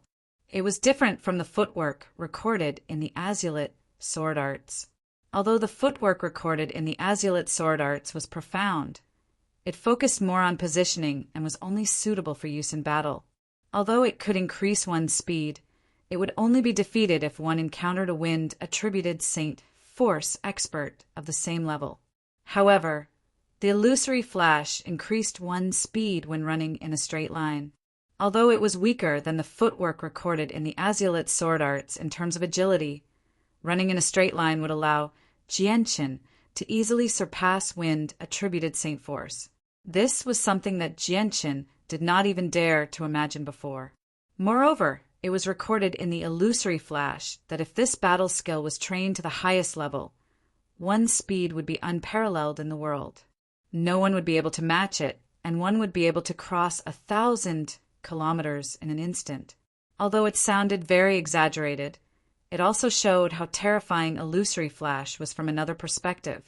"Jianqin, don't underestimate this illusory flash. My Uncle Tian said that although this illusory flash is only a Heaven tier support battle skill, its actual effect is comparable to a Saint tier battle skill. Uncle Feng and my ancestor obtained it in the Death Nest. It's said that this illusory flash is the supreme technique of an ancient race. It's extremely precious, but its only flaw is that it's just too difficult to learn. Even I've only grasped a rough portion of it, but my speed has increased by 2 or 3 times. Jianqin explained to Mingdong seriously. Hearing this, Jianqin immediately thought of the scene when he first met Mingdong. He could still clearly remember that Mingdong's speed was unbelievably fast. In less than a breath's time, he had crossed a distance of several kilometers. His speed was truly terrifying. "Jianqin, I copied this illusory flash for you. Once you've memorized it, you must burn it. You can't let it fall into the hands of outsiders," Mingdong sternly said in a low voice. Jianqin could not help but tighten his grip on the Heaven tier battle skill. He solemnly nodded. "I understand." "Jianqin, continue comprehending. I won't disturb you anymore. However, I suggest that you grasp the basics of the illusory flash as soon as possible. That way, even if you can't defeat a Heaven Saint Master, you'll still have the ability to escape." With that, Jianqin left the room to leave. Jianqin immediately stopped studying the Heaven's Fortune Art and began memorizing the contents of the illusory flash. The illusory flash was a Heaven tier support battle skill. There was not a lot of content inside, only around 30 pages. Jianqin quickly memorized all of it with his superb memory before burning the entire book, not leaving behind a single word. Jianqin quietly sat on his bed as he organized his thoughts. He had finally witnessed the mysteries of the illusory flash. Although it was a support battle skill, it was much more difficult to learn than the Heaven tier battle skill, the Heaven's Fortune Art. In particular, the contents at the back were extremely profound. It even seemed to have something to do with space, which was something Jianqin struggled to understand. For the next 3 days, Jianqin remained in his room, silently comprehending the mysteries of the illusory flash. Sometimes he would sit on his bed, and sometimes he would walk around his room, doing his best to study the mysteries of the illusory flash. Very soon, the finals of the mercenary tournament arrived. After 3 days of comprehension, Jianqin finally had a vague understanding of the illusory flash. However, he had not even reached the basics. The illusory flash was broad and profound. Its mysteries far exceeded Jianqin's imagination. Although he had not reached the basics, Jianqin had still made some small gains.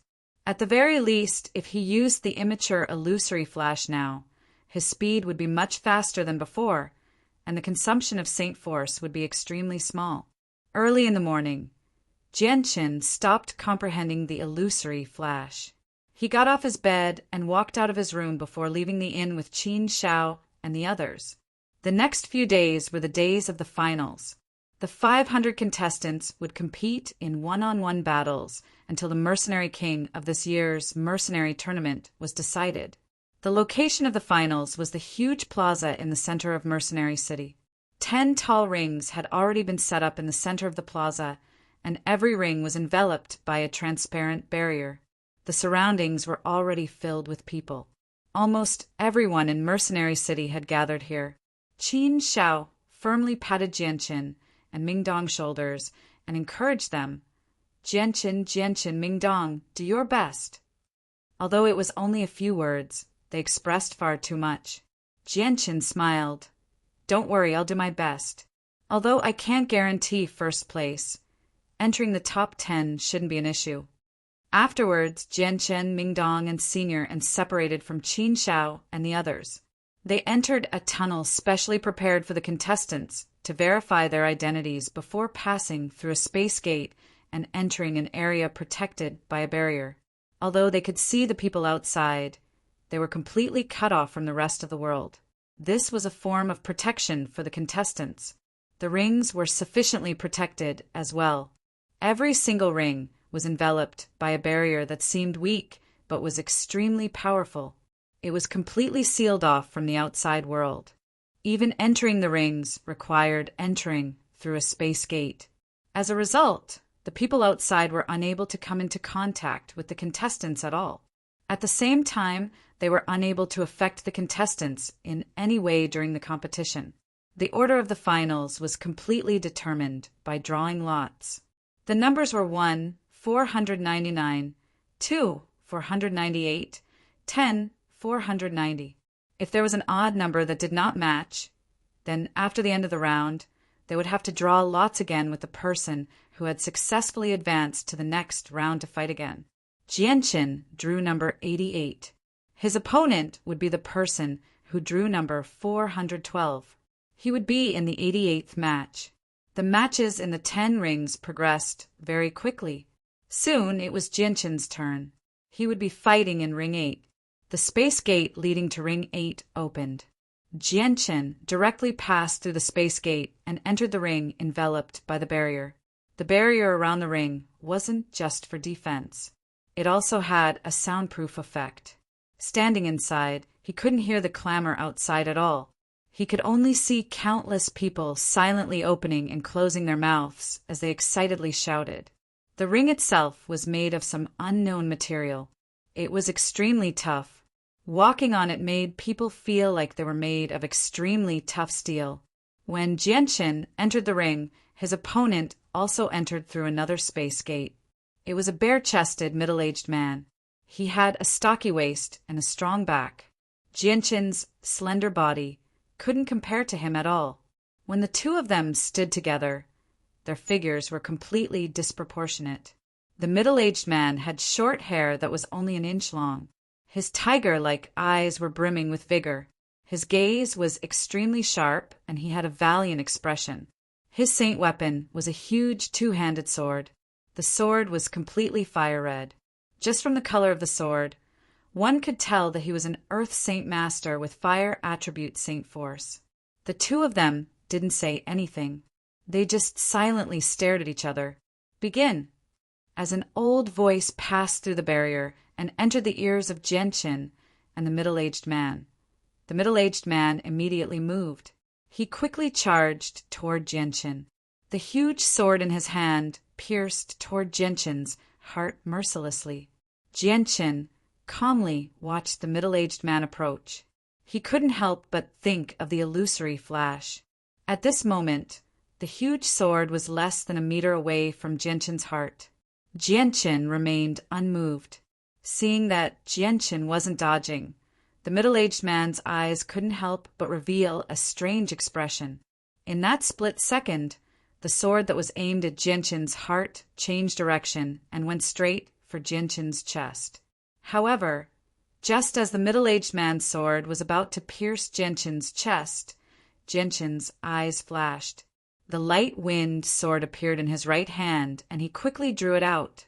At the same time, Jianqin's body slightly swayed, leaving behind an afterimage. His real body had already appeared behind the middle-aged man. "You've lost." Jianqin didn't even turn his head as he calmly spat out these few words. The middle-aged man's eyes became sluggish, but he quickly recovered. He trembled as he touched his throat, only to see a drop of blood appear on his finger. The middle-aged man stared at the blood on his finger with a face full of shock. After a while, he took a deep breath and absent-mindedly said, "What a fast sword! What fast speed!" In that split second, Jianqin's light-wind sword had already cut through the middle-aged man's throat, but it didn't take his life. If the light-wind sword had pierced any deeper, the middle-aged man would have already fallen to the ground. Arena number 8, Jianqin wins. The referee's voice sounded out as 2 space gates appeared on the 8th arena. "Little brother, thank you for showing mercy." After thanking the referee, the middle-aged man walked through the space gate with a face full of disappointment and left the 8th arena. Afterwards, Mingdong and Senior and successfully advanced as well. Mingdong used his strength as a 6th-cycle Earth Saint Master to firmly suppress his opponent, defeating him without any suspense. However, Senior An's battle was much more intense. Although he had obtained victory in the end, he had suffered heavy injuries. Fortunately, Mercenary City had prepared quite a few Radiant Saint Masters. Those who wanted to continue participating in the competition and were injured were able to receive free treatment from the Radiant Saint Masters, so their injuries recovered very quickly. In just half a day, the first round of the competition was over. A total of 249 people had advanced to the next round. The remaining person with an odd number had to draw lots with the other 249 people to determine the winner of the competition. Chapter 331. The competition continued until the 4th day. The 500 people had already been eliminated, leaving only 31 people. Doctor and had already been eliminated in the last competition, so Jianqin and Mingdong had successfully made it through. At the same time, Dugofeng, Timuling, and Huangwan had also successfully made it through. Now, there was not a single weakling among the 31 people who had made it this far. Not only were they powerful, but they also possessed powerful battle skills. The three people who possessed light attributed Saint Force had been exposed long ago. They had always received Jianshin's attention. It was a pity that, although the three of them had fought a few times, their opponents were not too powerful. As a result, the strength they had revealed was only the tip of the iceberg. Aside from them, there was another participant that caught Jianshin's attention. It was a person called Ju, who was ranked fourth in terms of the number of tokens she had collected. She was a tall woman who wore tight black clothes. Her weapon was a dagger, and she wielded wind-attributed Saint Force. She moved very quickly. Just from her appearance, Ju seemed to be around 25 or 26 years old. However, her actual age was unknown. Although she was not devastatingly beautiful, she was still a natural beauty. Her voluptuous figure was comparable to Tianmu Ling's. The only thing that people could not accept was that Ju gave off a cold aura. This was a coldness that came from her bones, from her soul. Her eyes always gave off a sharp light, and deep killing intent was hidden in the depths of her eyes. None of her opponents had been able to survive. They had all died from being pierced through the heart. Her dagger was only slightly faster than Jianshin's. At night, Jianshin locked himself in his room to comprehend the flash shadow's 1,000 illusion art. The top 16 would be decided the next day. Then the top 10 experts would be chosen from these 16 people. Finally, the competition for the top 10 would begin. Experts were as common as clouds on the Tianyuan continent. There was no lack of talented people. Although Jianshin had only heard of 5 experts when he was collecting tokens, the number of experts participating in the mercenary gathering was definitely more than that. There was no lack of low-key people among them. They would only gradually reveal themselves after the elimination rounds. Or perhaps everyone who knew of their strength had died, so it was impossible for the news to spread. Now, Jianshin discovered that he was a little narrow-minded. From tomorrow onwards, every battle would become more difficult. At this stage of the mercenary gathering, the weak had all been eliminated. The remaining 31 people were all elites among elites. There were even some people who were stronger than Dugafeng.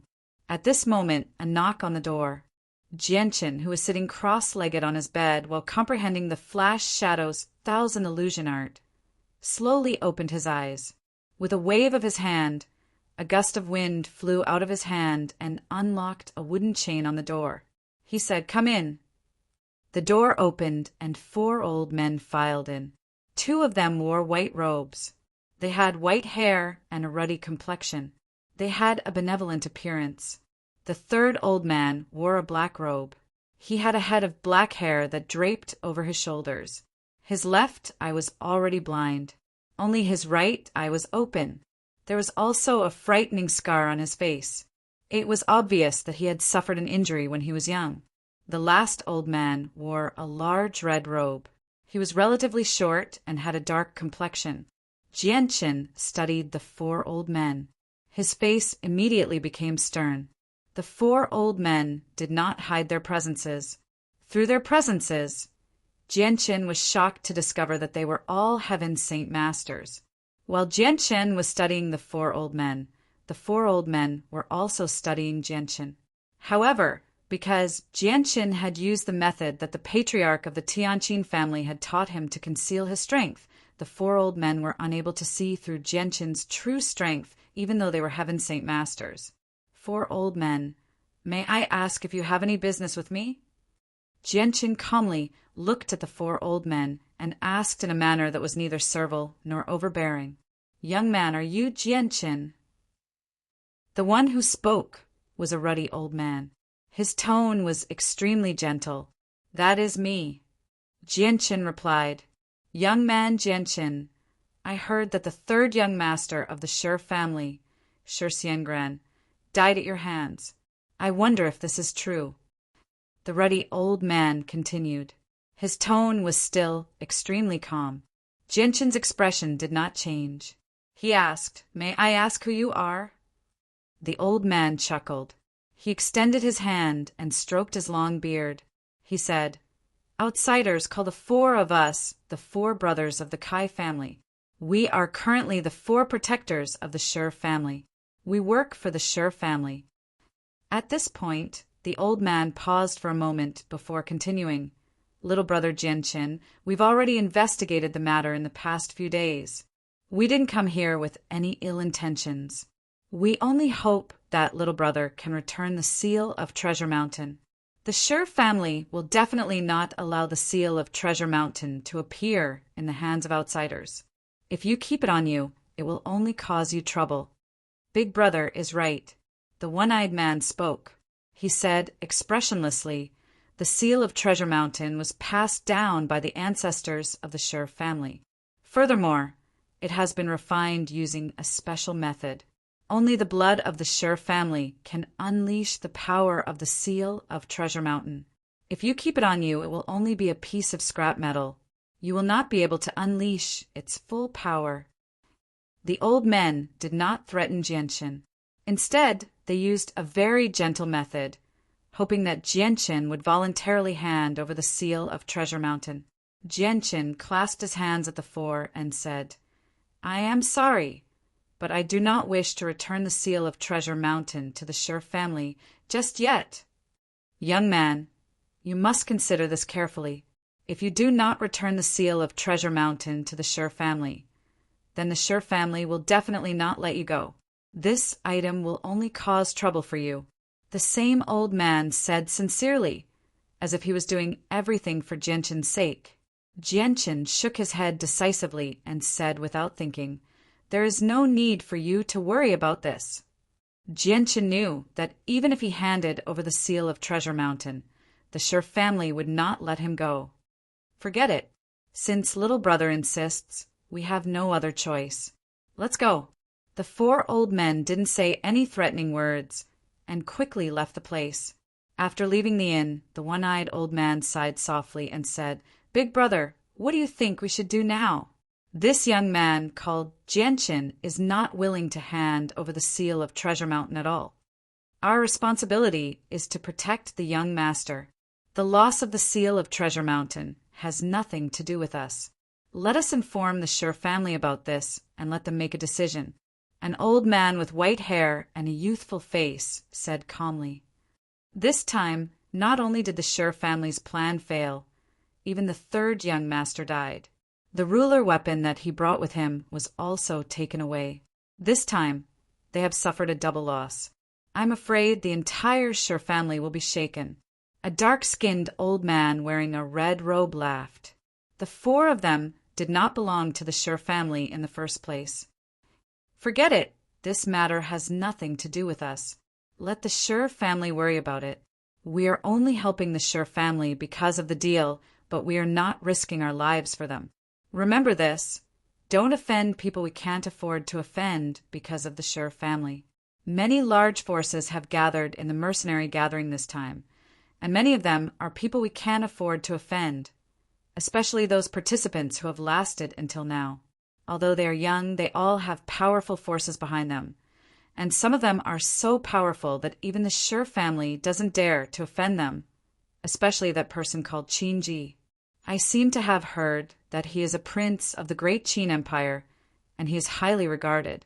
He is very likely to be the next emperor of the great Qin Empire. These people are not people we can afford to offend. The next day, Jianqin entered the arena early in the morning. After drawing his lot, he directly entered the arena through the space gate. Soon after Jianqin entered, his opponent also entered the arena through the space gate. However, when he saw who it was, Jianqin immediately became stunned because his opponent was actually De Gufeng. De Gufeng was stunned as well. He bitterly smiled and said, I never thought it would actually be you. Jianqin also felt rather helpless. He shrugged and said, It's just too much of a coincidence. Very soon, the sound of the beginning of the match rang out through the barrier. However, neither Jianqin nor De Gufeng had any plans to take action. Jianqin, I hope you can obtain first place. With that, De Gufeng directly admitted defeat. Jianqin had won this battle without a fight. After leaving the arena, Jianqin continued to stay in the arena and watch the other matches. After the matches ended, 16 of the 32 people successfully advanced to the next round. 3 of them had died and 2 of them were heavily injured. One of them had his heart pierced by terminus in just 10 moves, dying on the spot. Even the powerful Radiant Saint Masters of Mercenary City were powerless to save him. Ming Dong was the same as Jianqin, successfully advancing to the top 16. Qin, Ji, and Tianmuling had also advanced to the top 16 with their ruler armaments. Their opponents had all been heavily injured by their ruler armaments. Although Huang Wan possessed the Sun Moon Bow, it basically lost all of its advantages in the arena. At the same time, she was only an Earth Saint Master of the first cycle, so she lost without a doubt. This was because her opponent was someone who possessed Saint Force of the Light attribute, who was far more powerful than her. De Gofeng, who was not weak, had also encountered Jianqin due to a coincidence of fate, so he had no choice but to be eliminated. The other 2 people with Saint Force of the Light attribute had also successfully advanced to the top 16. The 3 of them really were as powerful as the rumors made them out to be. They were all extremely powerful, at the very least at the 4th cycle of Earth Saint Master. They had also grasped quite a few battle skills. The next 10 experts would be chosen from the top 16. The rules of the competition were that 8 people would advance and the other 8 would be eliminated. The only difference was that the final 2 people would be chosen from the 8 people who had been eliminated. Since it was still early, the competition continued. After Jianqin had drawn his lot, he quietly sat on a stool and waited for the competition to begin. The other 15 participants all sat in the same place as Jianqin. They were surrounded by a barrier, completely isolated from the outside world. "Hey, Jianqin, you have to get first place. Don't disappoint us. We all have great expectations for you." Ming Dong extended his hand and placed it on Jianqin's shoulder as he chuckled. "Hee, little brother, there are as many experts as there are clouds here. Although you can defeat us, the others aren't weak either. Are you confident that you can get first place?" Tianmu Ling arrived in front of Jianqin when she heard that. She stared at Jianqin with a pair of enchanting eyes. Her clear voice was like a demonic voice that could shake a person's soul. It immediately attracted the gazes of everyone else. Jianqin looked ahead and looked at the situation outside through the barrier. He said, "I can only say that I will do my best." As soon as Jianqin finished speaking, a sarcastic voice rang out from behind him. "Humph, do your best. Brat, how old are you? You actually don't know how high the heavens are, and you want to get first place. Do you really think all of us are trash?" Jianqin turned his head when he heard that. He saw that the speaker was a middle-aged man around 45 years old. He wore white robes with patterns on them. Jianqin was not unfamiliar with this person. He was one of the 3 people who possessed Saint Force with the Light attribute.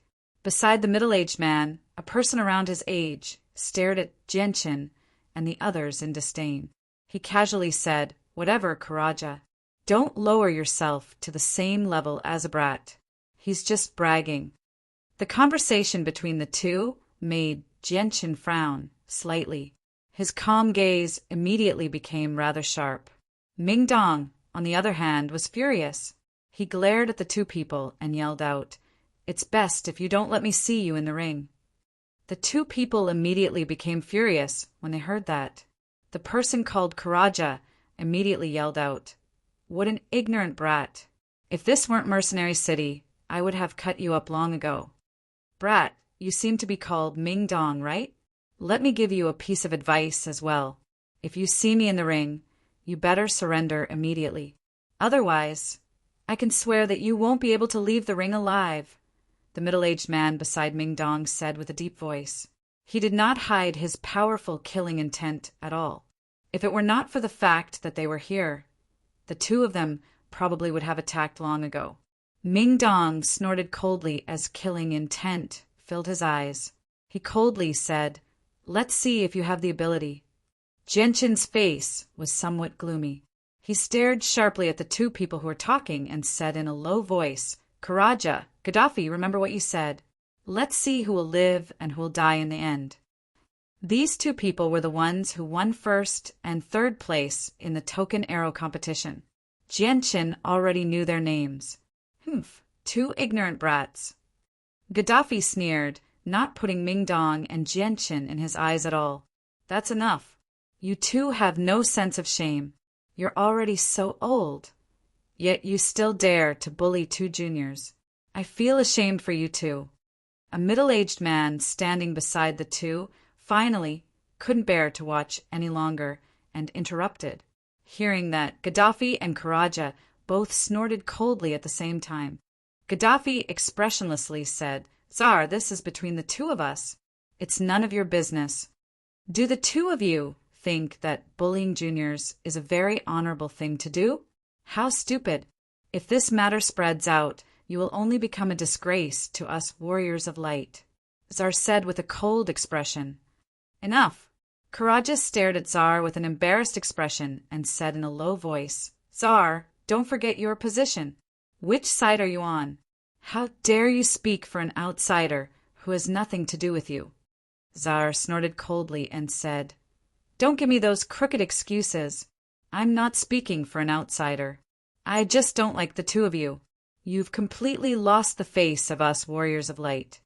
You, Gaddafi and Karaja trembled with anger, but they could not find anything to say. At this moment, there was a change outside the barrier. The barriers on the 10 arenas suddenly disappeared. In the next moment, all the arenas slowly sank into the ground. Soon, they disappeared without a trace. They merged with the ground, forming a flat surface without any bumps. Jianqin widened his eyes in surprise at this scene. He never thought that Mercenary City would actually hide such a wondrous thing. However, before Jianqin could understand how the arenas had sunk, an even larger arena slowly rose from the ground. This arena was extremely large, several times larger than the arenas used in the previous competition. It was 500 meters in length and width. Chapter 332. Participants, please enter the ring. An old voice rang out in everyone's ears. No one knew where it came from. Jianqin looked at the number in his hand. His number was 3, so it was the third battle. Today was the day that the top 10 experts were announced. The format of the competition was different from before. Instead of 10 battles being held simultaneously, they would be held one by one. After all the people who could reach this stage were geniuses of the Tianyuan continent. None of them were weak.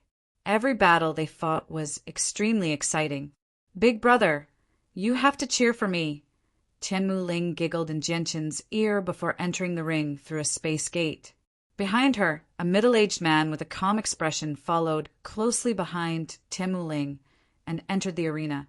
The battle between the two began very quickly. Tianmu Ling's saint weapon was a slender sword that was infused with water-attributed saint force. She first fought the middle-aged man with her own strength, but after just a dozen exchanges, she was forced to use her ruler armament. The middle-aged man was very powerful, so Tianmu Ling was not his opponent with just her own strength. After using the king armament, Tianmu Ling quickly gained the upper hand. The long whip was continuously lashed out by her, leaving behind a large amount of whip after images in the air. She continuously lashed out at the middle-aged man, firmly suppressing him. The king armament contained great power, and the middle-aged man was very afraid of it.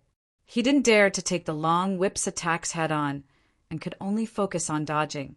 Mercenary City did not forbid the use of ruler armaments. Although it required the use of external force, there was no absolute fairness on the Tianyuan continent. No matter what method was used, victory was the way of the king. As a result, external force could be regarded as a manifestation of strength. The middle-aged man dodged in a horrible manner. When a gap appeared in Tianmu Ling's whip, he suddenly bellowed out. Surging energy surged out of his body, drowning him in an instant. Afterward, the energy quickly gathered on the huge sword in his hand. turning into a 10-meter-long sword that was completely formed from energy. It stabbed toward Tianmu Ling through the gap in the whip with a thunderous force. That's at least a high-level Earth-tier battle skill. But from the looks of it, it's definitely one that consumes a lot of Saint Force, someone behind Jianqin said indifferently. On the stage, Tianmu Ling's expression became serious. The whip in her hand continuously lashed out, continuously striking the 10-meter-long energy sword.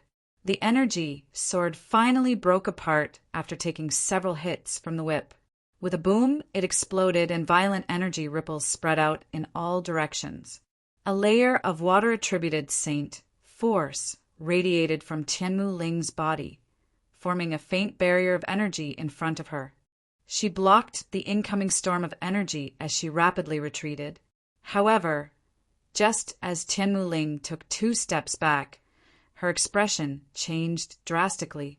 Before she could do anything, a huge sword pierced through her chest. The tip of the sword came out from her chest. The middle-aged man who was supposed to be in front of her had unknowingly appeared behind her, his large sword piercing through her chest. "You've lost." The middle-aged man maintained his sword-wielding posture as he expressionlessly said. Right now, his sword was pierced through Tianmu Ling's body. If Tianmu Ling did not admit defeat, the violent energy within the sword would immediately erupt, causing extremely heavy injuries to Tianmu Ling. Tianmu Ling endured the pain from her chest and nodded slightly. She also understood her current situation. Victory to Aladoya! Only when the referee announced the end of the match did the middle-aged man slowly draw his sword.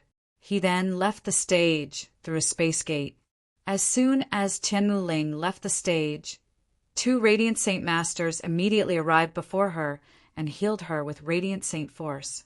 This was because 2 of the 8 people who had been eliminated had to be chosen to be part of the top 10 along with 8 people who had advanced. Although Tianmu Ling had been eliminated in this battle, she still had a sliver of hope. The second match was between Czar and a young man called Tianqicheng. Czar used his absolute strength to firmly suppress his opponent and won without any suspense. The third match was Jianqin's turn. When Jianqin entered the stage, a tall woman in tight black clothes entered as well. This time her opponent was Ju. Ju held her dagger in a reverse grip. Her gaze was cold as she looked at Jianqin without any emotion. She seemed cold. She just stood there like a normal person, but she gave off the feeling of a cold iceberg. She seemed unapproachable. Jianqin looked at her calmly. He had already observed Ju for a very long time. He knew that the woman before him was definitely a vicious and merciless person. She was cold-blooded and merciless. No one who had been her opponent had ever survived. Even Jianqin could not compare to her viciousness. "Match begin." The referee's aged voice sounded through the barrier. At the same time, Ju moved. Her body turned into a black blur as she quickly appeared in front of Jianqin. Her dagger flashed with a blue light as it pierced towards Jianqin's heart. At the same time, an extremely cold aura was emitted from Ju's dagger, causing Jianqin's body to involuntarily shiver. Jianqin's eyes flashed with a trace of surprise. This was the first time he had fought Ju. He did not think that her saint weapon would be able to emit such a cold aura. Although he was surprised, Jianqin's movements were not slow. A silver light flashed as the light wind sword collided with Ju's dagger. Ding! With a crisp sound, Ju's dagger was blocked. However, Jianqin's light wind sword was already covered in a thin layer of ice. The cold aura made Jianqin feel as if he was naked in a world of ice and snow. Jianqin's eyes flashed with surprise. He suddenly realized that he had underestimated Ju. With just a single clash of their weapons, his light wind sword was already covered in a layer of ice. What kind of cultivation technique is this? It actually has such a miraculous effect. Jianqin was secretly shocked. At this time, Ju's attacks came one after another. Her dagger never left Jianqin's heart. Jianqin's light wind sword collided with Ju's dagger a few times. Although he was able to block Ju's attacks, the ice on his light wind sword was getting thicker and thicker. The cold aura even made Genshin's arms feel stiff. It was as if his blood was about to be frozen. Her cultivation technique is very strange. The longer the battle drags on, the more disadvantageous it is for me. I have to end this as soon as possible. Genshin quickly made up his mind. With a wave of his hand, the ice on his light wind sword shattered and fell to the ground. With a wave of his hand, the light wind sword turned into a sky full of sword images that surrounded Ju. Ju's eyes flashed with a sharp light, and a white cold air rose from her body. It seemed to freeze the air around her, turning it into hard ice. The temperature of the entire stage was greatly affected. In an instant, the temperature became extremely cold. Even the barrier protecting the stage was quickly covered in a thin layer of ice. Genshin's light wind sword was blocked in the air and continuously made ding-ding-dang-dang-dang sounds. However, Ju's body was like a fish in water. She was not affected in the slightest. Her dagger turned into a cold light as she once again stabbed towards Genshin's heart. Seeing Ju's dagger coming at him, Genshin subconsciously used the illusory flash technique. His body moved, leaving behind a series of afterimages as he quickly arrived behind Ju. The light wind sword turned into a silver ray of light as it pierced towards Ju's back. Ju quickly turned around and blocked the light wind sword with her dagger. Instead of retreating, she moved closer to Genshin's body and once again stabbed towards Genshin's heart. At the same time, a layer of ice froze Genshin's legs, causing Genshin to be unable to move. With his movements restricted, Genshin's face changed.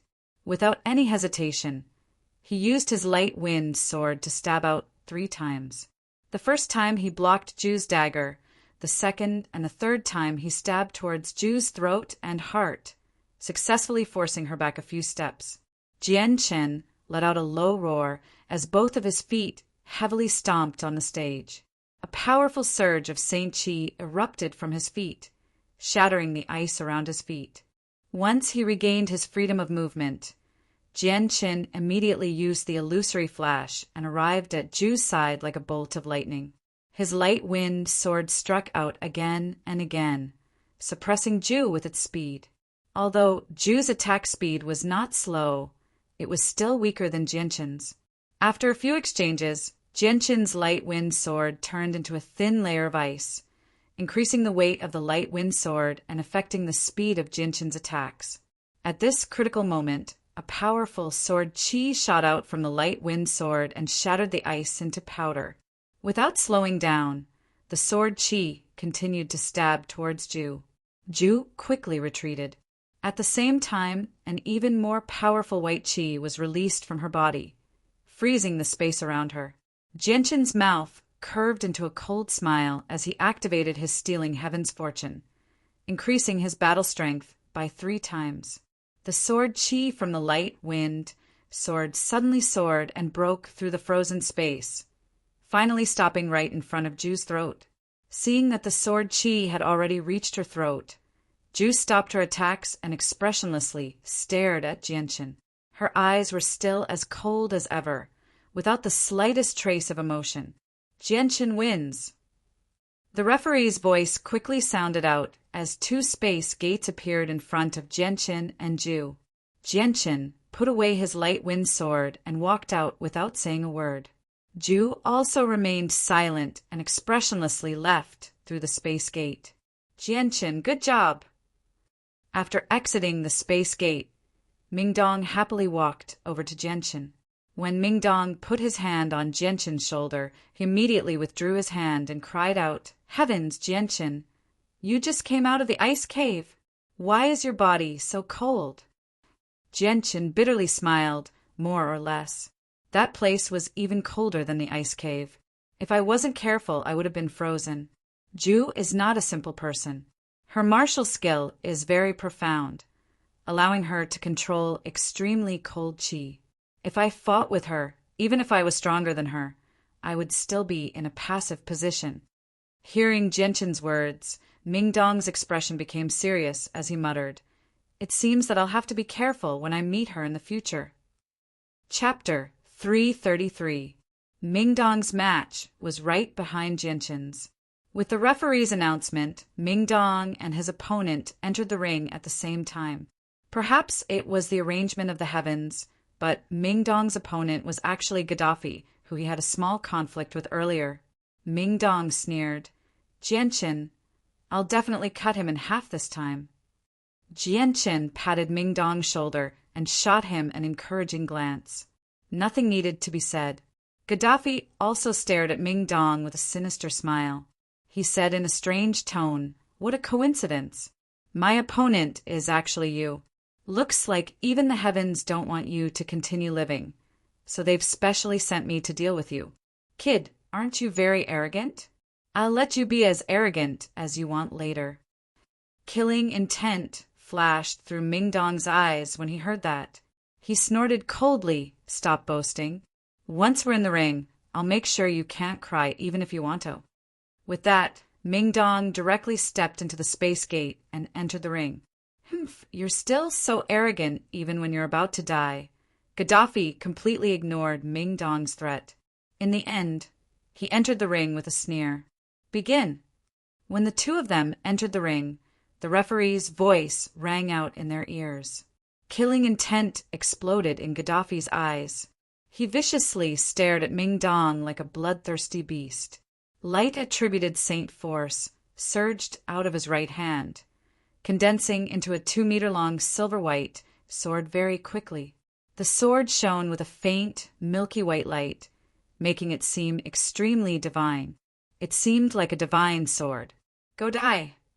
Gaddafi roared out furiously as he charged toward Ming Dong with the huge sword. He viciously swung the huge sword at Ming Dong with dense Saint Force. Ming Dong sneered as a faint, azure sword appeared in his hand as well. With a slight sway of his body, he charged toward Gaddafi with unbelievable speed.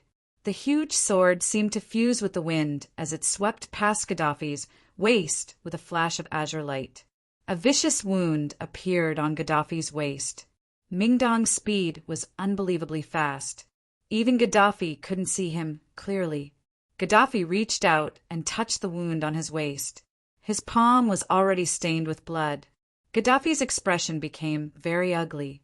He had been injured by Ming Dong without even seeing him.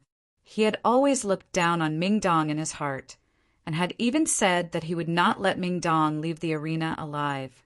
He felt deeply humiliated. He had never thought that he would be injured in the first exchange. This made him feel very embarrassed. "Brett, you're courting death." Gaddafi's gaze became increasingly gloomy. As he spoke, a layer of milky white light emerged from his wound and quickly healed it. Ming Dong snorted coldly in disdain. "I heard that you people with Saint Force are unkillable, known as unkillable. Today, I'd like to see if you really are unkillable." As soon as he finished speaking, Ming Dong once again charged at Gaddafi. His speed was extremely fast, leaving behind afterimages that were difficult to capture with the naked eye. So fast! Heavens, how can he be so fast? Is he a wind-attributed Heaven Saint Master? Cries of surprise immediately rang out from the countless spectators below the arena. Many of them had been stunned by Ming Dong's speed. Gaddafi became rather stern as he stared at Ming Dong's rapidly approaching body. When Ming Dong approached him, he immediately bellowed out and swung his sword at Ming Dong's chest with surging Saint Force. However, the attack missed. It had only targeted Ming Dong's afterimage. Oh no!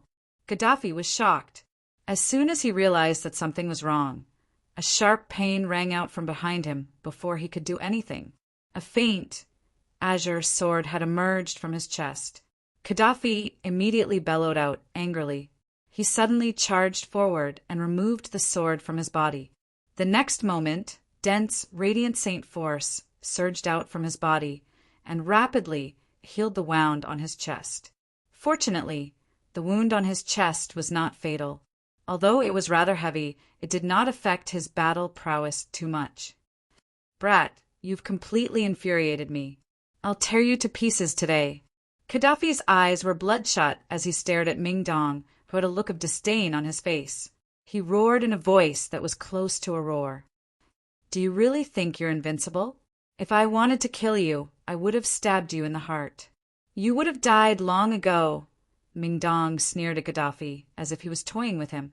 Gaddafi bellowed out furiously as an even denser radiant saint force erupted from his body.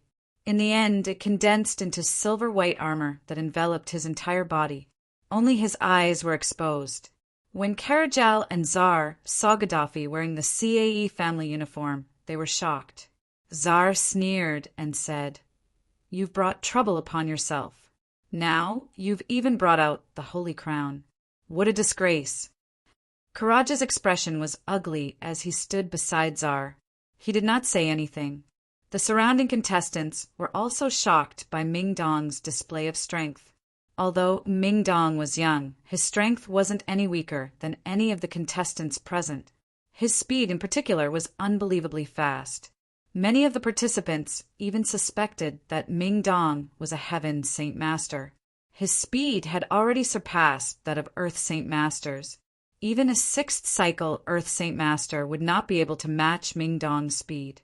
Ming Dong was stunned when he saw the silver-white armor on Gaddafi's body. It was obvious that this was the first time he had seen it. However, he immediately sneered. "Do you think I can't hurt you just because you're wearing a tortoise shell?" With that, Ming Dong turned into an azure blur again and arrived before Gaddafi.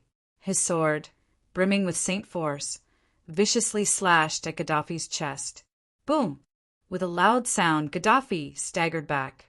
An extremely conspicuous white mark had appeared on his chest. Ming Dong shook his slightly numb right hand and muttered to himself, "This turtle shell sure is thick." Gaddafi's eyes were filled with hatred as he stared at Ming Dong. He slowly raised the giant sword above his head and laughed sinisterly. "Kid, you've been arrogant enough. Now, let me send you on your way." Ultimate, profound. First cut of the cross. Surging light-attributed saint force surged out of Gaddafi's body, quickly gathering in the sword above his head. At the same time, a pressure that seemed to originate from the world suddenly appeared. It was vast and majestic, filling the entire ring. It pressed down on Ming Dong to the point where he almost suffocated. This pressure that came from heaven and earth wasn't affected by the barrier at all. It passed through the barrier at the edge of the stage and spread outside. Immediately, it made some people who were standing closer to the stage feel as if they were carrying a huge mountain on their backs. The pressure made them unable to move at all. As for some great saint masters, their faces even paled from this pressure. Traces of blood already flowed out from the corners of their mouths. That's a Heaven tier battle skill. He's actually using a Heaven tier battle skill. A white-haired old man exclaimed in shock. Hearing that, the other people all paled in fright and quickly circulated their energy to resist the pressure. At the same time, they all excitedly stared at Gaddafi in the ring. Many of them had never seen a Heaven tier battle skill before. Now that a once-in-a-lifetime opportunity was right in front of them, no one was willing to miss it. Even a few Heaven Saint Masters stared at Gaddafi in the ring. This was because Heaven tier battle skills were just too precious on the Tianyuan continent. Many of the Heaven Saint Masters present did not possess a single Heaven tier battle skill. Ming Dong finally became rather stern when he saw Gaddafi use a Heaven tier battle skill. He coldly snorted, "Don't think that you're the only one who knows a Heaven tier battle skill. I'll let you taste the power of a high-level Heaven tier battle skill right now." With that, surging energy surged out of Ming Dong's body and quickly gathered in the huge sword in his hand. In the next moment, an even more powerful pressure was emitted from Ming Dong's body, instantly suppressing the Heaven-ranked battle skill, Gaddafi's pressure. When this pressure passed through the barrier and spread outside, several hundred great Saint Masters who were relatively close to the stage all let out muffled groans and spat out mouthfuls of blood, their complexions becoming deathly pale. At this moment, the sea of people below the stage finally began to stir. Those who stood in front of the stage were unable to withstand this pressure, and they all squeezed to the back. All kinds of exclamations were incessantly heard. Heavens, it's actually another Heaven tier battle skill. I wonder just which Heaven tier battle skill is stronger in a clash between two Heaven tier battle skills. The collision of two Heaven-ranked battle skills will definitely be earth-shattering. I wonder if the barrier around the stage will be able to withstand it. Everyone, quickly retreat. I wonder what the result of the clash between two Heaven tier battle skills will be. I'm really looking forward to it. The millions of spectators in the center of Mercenary City fell into chaos because of Ming Dong and Gaddafi's simultaneous use of Heaven tier battle skills. At that moment, no one could remain calm, especially the Great Saint Masters and Earth Saint Masters. They were extremely excited. A clash between two Heaven tier battle skills was a rare sight on the Tianyuan continent. Using a Heaven tier battle skill required an extremely large amount of energy. With Ming Dong and Gaddafi's abilities, they were unable to use the Heaven tier battle skill as they wished, so they needed time to charge up. The clouds churned in the sky as a violent gust of wind kicked up around the ring. The invisible pressure from the two Heaven tier battle skills grew stronger and stronger, forcing the Great Saint Masters to constantly retreat. Even a few Earth Saint Masters had retreated quite a distance. At this moment, only a few peak Heaven Saint Masters remained standing within 20 meters of the ring without any change in expression. However, a faint layer of energy could be vaguely discovered around them. It seemed like a long process, but only a few seconds had passed. Finally, the two of them finished preparing their Heaven tier battle skills. Ultimate Profound. First slash of the cross. Tyrant's sword style. Sword shakes the 9 heavens. Chapter 334. With two furious roars, the two of them swung their saint weapons at each other at the same time. The silver-white, great sword that Gaddafi held high above his head seemed to transform into a holy sword. He slashed twice with lightning speed, forming a cross that emitted a dazzling light. The strong light illuminated the entire sky, and many of the spectators below could not help but close their eyes. Surging energy wreaked havoc on the stage as the cross shot toward Ming Dong with lightning speed, bringing with it boundless might. Ming Dong swung his sword at Gaddafi at the same time. As he swung out, the clouds in the sky changed, causing the surroundings to dim. A sword chi that had been compressed to the limit shot towards Gaddafi with lightning-like speed. When it collided with Gaddafi's cross, the two of them immediately erupted with a great rumble. Powerful ripples of energy surged into the sky, dispersing as soon as they came into contact with the barrier. Ming Dong's slash easily shattered the cross, then continued to shoot toward Gaddafi like a hot knife through butter. In the end, it pierced through Gaddafi's body and slammed into the barrier behind him. When the shocking strike struck the barrier, it did not cause any ripples at all. It vanished in the blink of an eye. In the arena, the violent energy was wreaking havoc. However, the barrier that surrounded the arena seemed to be able to absorb all the energy. When the energy shock waves hit the barrier, it was like a stone sinking into the ocean. It didn't cause the slightest ripple. Very soon, the energy shock waves that were wreaking havoc in the arena completely calmed down. Ming Dong continued to maintain the same composure as before. Compared to before, he was no longer able to maintain his composure. His face was slightly pale. A Heaven tier battle skill consumed an extremely large amount of Saint Force. After unleashing that strike, Ming Dong did not have much Saint Force left. On the other side, Gaddafi remained in the same posture as before. His eyes were dull and lifeless. Crack! Suddenly, a crack appeared on the forehead of the silver-white armor that covered Gaddafi's entire body. The crack continued to expand, extending from the forehead all the way to between his legs. Bright red blood flowed out from the crack, looking very eye-catching on the silver-white armor. In the next moment, something shocking actually happened. Gaddafi's body began to crack in half from the middle in an unbelievable manner. He fell to the ground loudly while his organs had already been reduced to mincemeat. Blood splattered out from the cracks. Ming Dong emerged unscathed from the clash of heaven-tier battle skills, while Gaddafi had been cleaved in half. All the spectators below were stunned. Even a few Heaven Saint Masters were filled with disbelief. Although there were over 1 million spectators in the center of Mercenary City, the entire place was silent. It was so quiet that only the heavy breathing of the crowd and the thumping of their hearts could be heard. Everyone had thought of countless possible outcomes from the clash of heaven-tier battle skills, but even more people expected both sides to be heavily injured or tied. However, they had never thought that the outcome would be so unbelievable. Both of them had used heaven-tier battle skills at the same time, but one of them emerged unscathed while the other died a horrible death. He had been cleaved in half. An old man had appeared in the air above the ring at some point. He wore plain clothes and stood in the air, trampling all the Earth Saint Masters and Heaven Saint Masters below.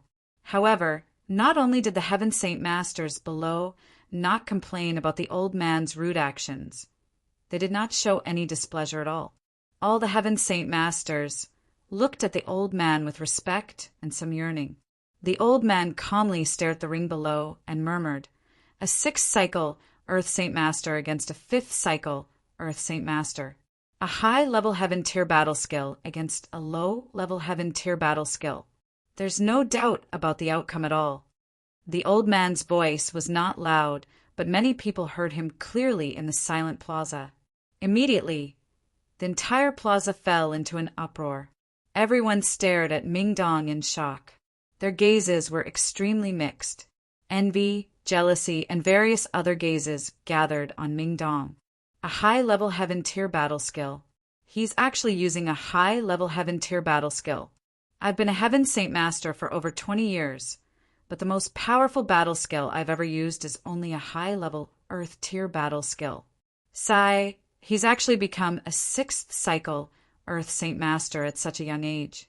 Heavens, this is just too unbelievable. Did I hear wrong? He's not even 30, yet he's already a 6th cycle Earth Saint Master. And he even has a Heaven tier battle skill. Heavens, this is just too unbelievable. He's definitely the king of mercenaries this year. The temporary silence was broken as various discussions rang out from the crowd. Many people were extremely excited. Some were congratulating Ming Dong, while others were complaining about the unfairness of the heavens. There were all sorts of voices. The old man, hovering in the air, stared at Ming Dong with mixed feelings. There was actually a sliver of envy in his eyes. He murmured somewhat absent-mindedly, "I never thought that the Grand Elder would actually pass on his famed tyrant's sword style to you, and you've already grasped it somewhat in less than a year. Looks like the Grand Elder has spent quite a bit of effort on you. Ming Dong, just who are you? You've actually made the Grand Elder spend so much effort on you." There was no doubt about the outcome of the match this time. Anyone with eyes could see that, so Ming Dong did not hear the referee's announcement. However, a space gate had appeared beside him. Ming Dong let out a long breath. He sneered as he stared at Gaddafi's corpse, which had been split in half. He said, "I told you that I would cut you in half. Do you believe me now?" After that, Ming Dong stepped into the space gate and left the ring.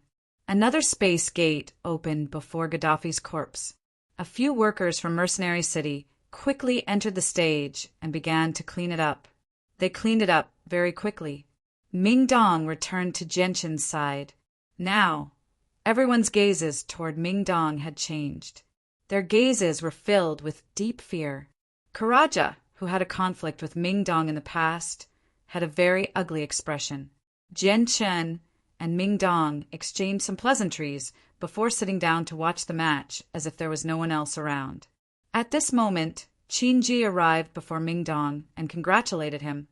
"Congratulations, brother Ming Dong, for entering the top 10. With the strength you've displayed, entering the top 3 is just a matter of time." Ming Dong chuckled and casually exchanged some pleasantries with Qinji and Karaja. Afterward, the matches continued.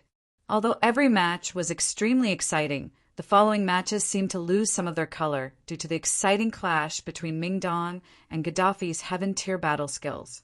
It was very difficult to raise the audience's mood. After 8 matches, a total of 8 people successfully entered the top 10. They were Aladoya, Tsar Jianqin Mingdong, Qin Ji by Litong Karaja and Zhang Sun Yunfeng. What surprised Jianqin was that the wind-attributed Earth Saint Master he had met twice in the competition for the medallion had also entered the top 8. It was Zhang Sun Yunfeng who was ranked last. Afterward, the 8 people who had been eliminated once again went through a written test. In the end, Zhu and Tianmu Ling fought their way back up and entered the top 10. Now, the top 10 experts had all been decided. They were Aladoya, Tsar Jianqin Mingdong, Qin Ji by Litong Karaja, Zhang Sun Yunfeng, Zhu and Tianmu Ling. Afterward, the top 10 experts had to go through competition once again. It would only end when the mercenary king was born. However, this time, only the top 8 had the qualifications to participate. Zhu and Tianmu Ling, who had fought their way back up from the elimination circle, did not have the qualifications. The 2 of them were destined to be ranked 9th and 10th. Afterward, the 8 people went through another round of drawing lots.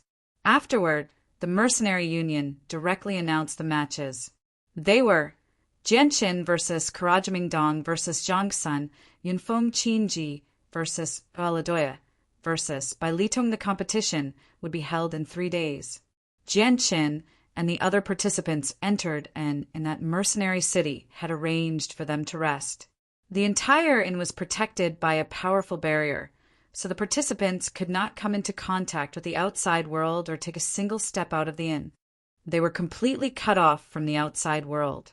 The waiter in the inn was a trusted aide of Mercenary City. During these 3 days, Jianqin spent half a day adjusting himself to his peak condition. Afterward, he took out the 2 ruler armaments from his space ring, the Cloud Splitter Sword and the Seal of Treasure Mountain. After fiddling with them for a long time, he came to a conclusion in the end. He was unable to use the 2 ruler armaments at all. Even if he channeled Saint Force into the ruler armaments, it would be rejected.